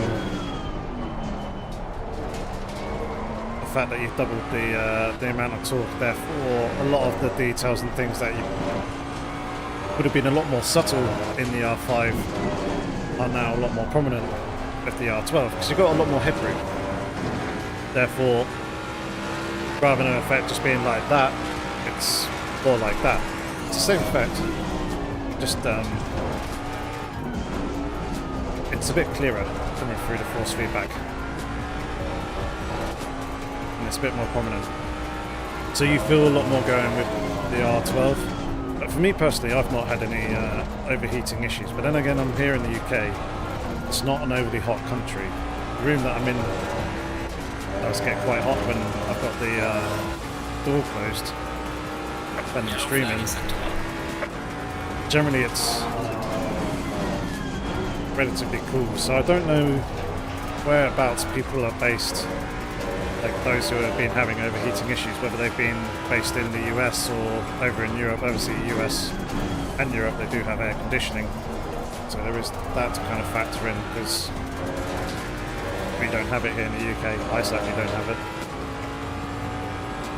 I've only got just a fan here which is just moving air around rather than cooling it, but I've not noticed any overheating problems for me.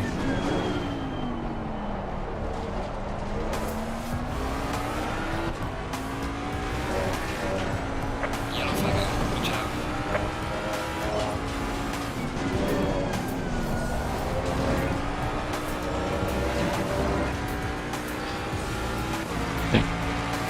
Hopefully you've got air conditioner out there, Jeremy.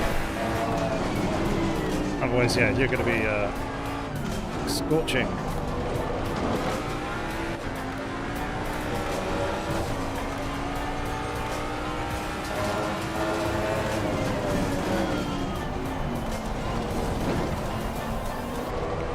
Car on the left.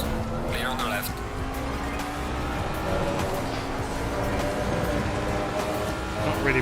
pass out quite right for that corner. Yellow flag, be careful.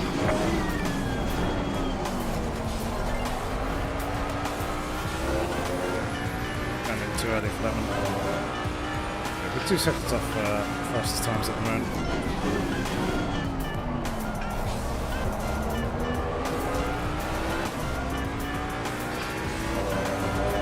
Definitely time to be found. Oh, you do get heat soaked. Ah. That's a bit of a shame. But yeah, if you're happy with the R5, stick with it. It's a really, really good unit. I was really impressed with it.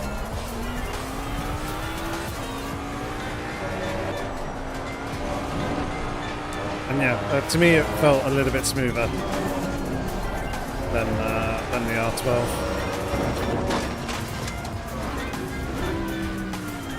Yeah, out of fuel. Did wonder for a brief moment why when the car started dying was.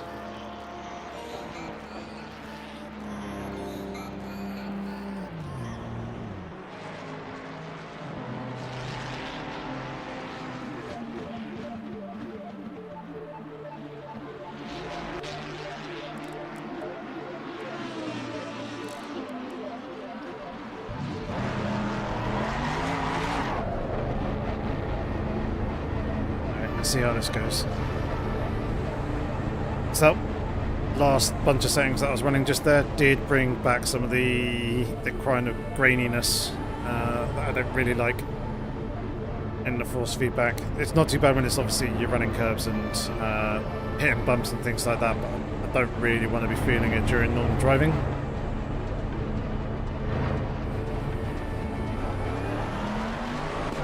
So hopefully this feels a little bit better. Turn some of those back down.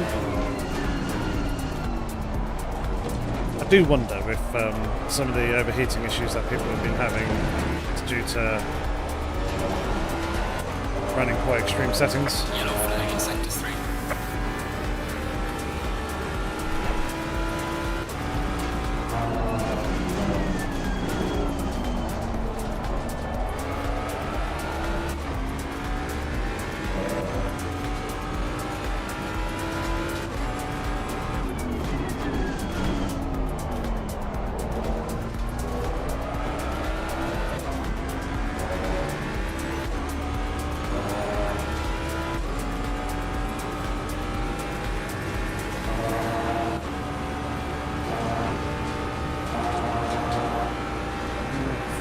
Some of it still there.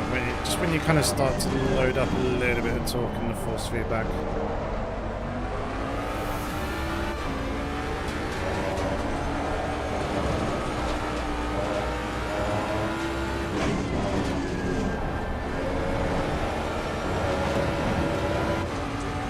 Very right there.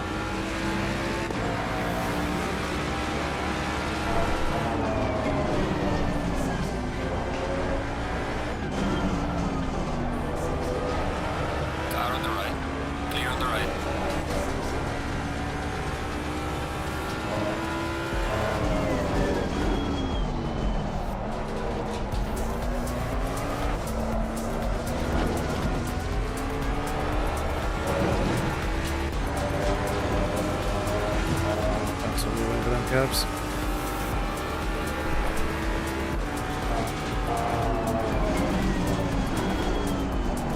Yellow flag in sector 1.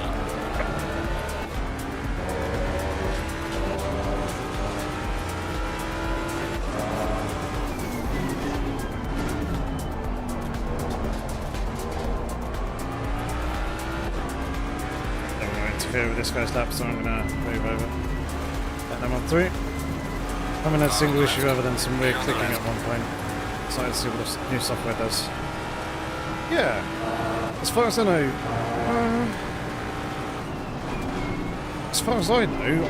they were only doing it on the R12.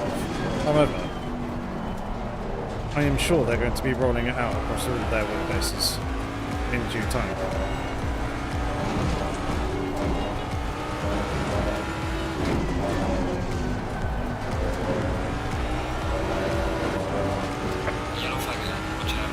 I shall have to see on that one.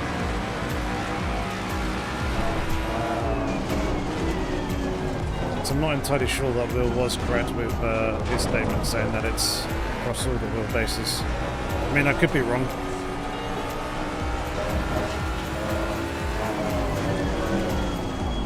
But as far as I know, their website only mentions the R12.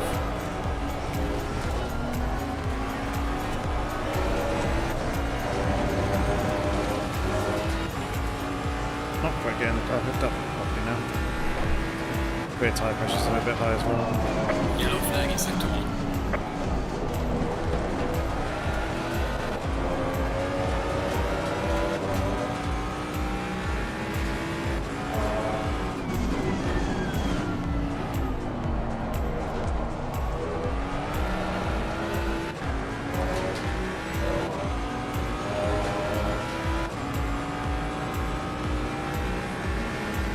Yeah, as I said, Jeremy, I could be wrong.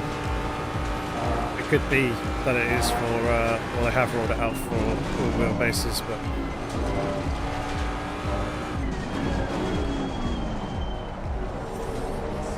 from what I've seen, personally myself, I thought it was just the R12.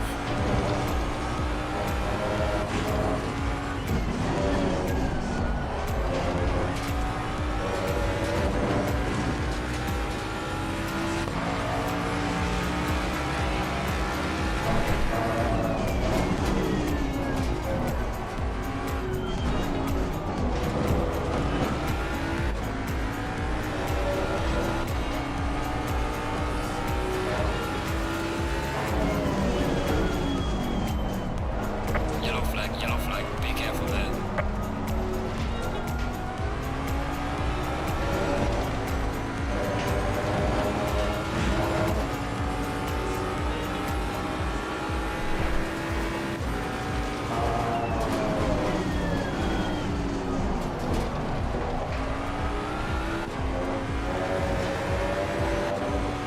It's a bit better. Gaining almost 2 tenths there in that corner.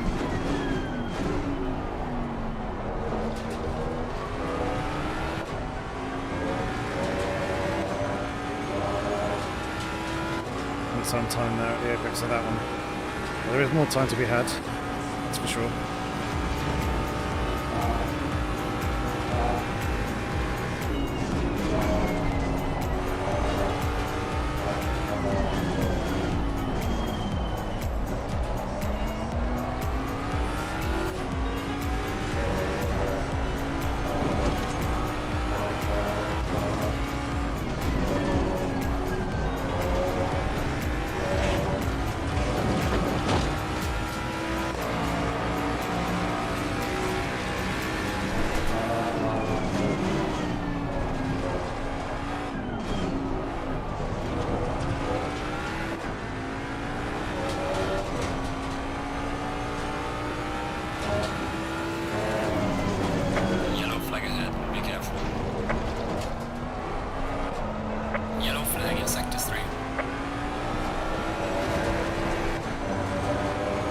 Too much of a slide.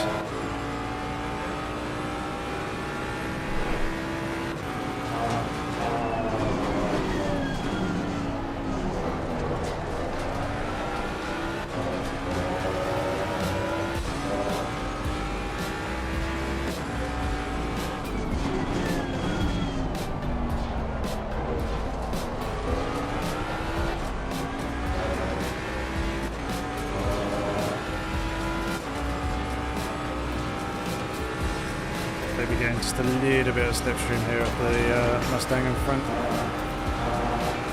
Maybe.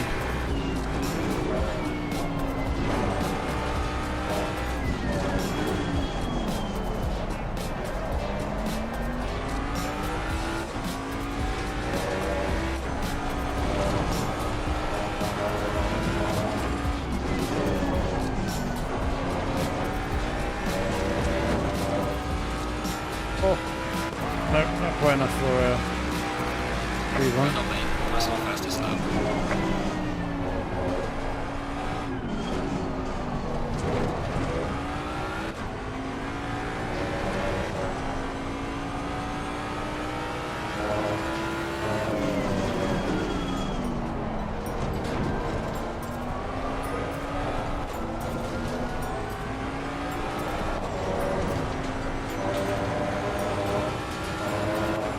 so much of the inside of that left-hander.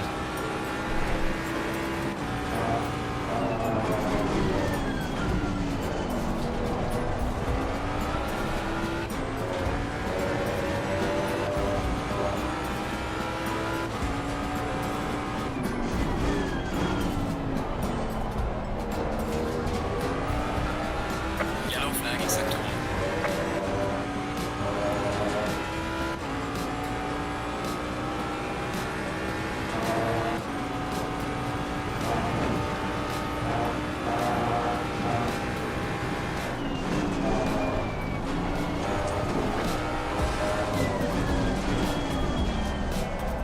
Too deep.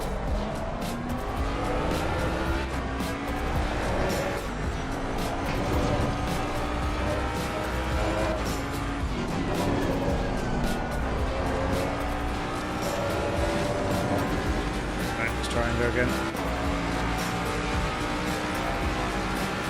Yellow flag ahead. Be careful.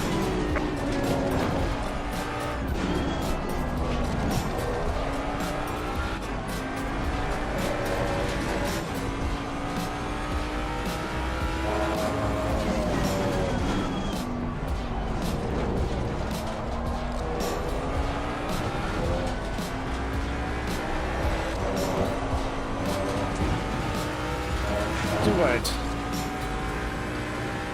Oh, never mind. We got close to being at the top there. Now I'm going to save this setup though, because that does feel pretty good already. 23, 2. And that is without.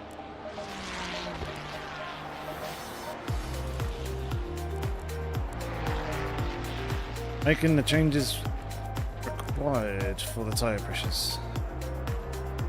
Oh, very much needed.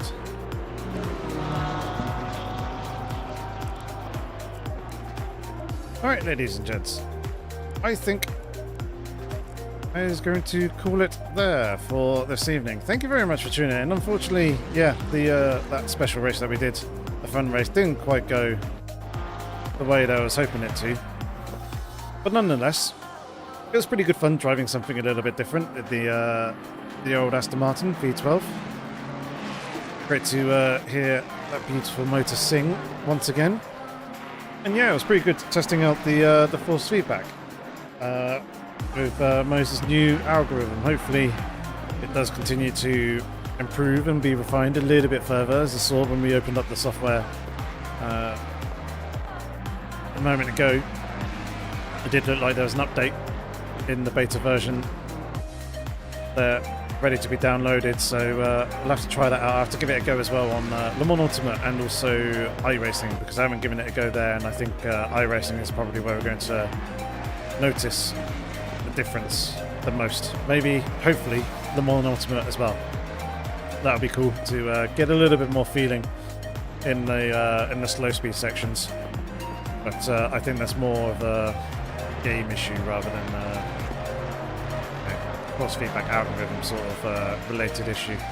But either way, it was good chatting with you guys. Hopefully I can get a video out this week. I can. It'll most likely be the Red Bull Ring track guide, so keep an eye out for that. Hopefully I shall have it out Friday, but otherwise I'll be back again next week, most likely next Monday, Monday evening. I want to try and do Monday night live streams, along with the, much like we were doing with the AOR League. I only didn't do one last night because it's back home in Southampton, so did it here this evening instead. But either way, thank you very much everyone for tuning in. Hopefully your rest of your week is all good, and until the next time, have fun, stay safe, take care.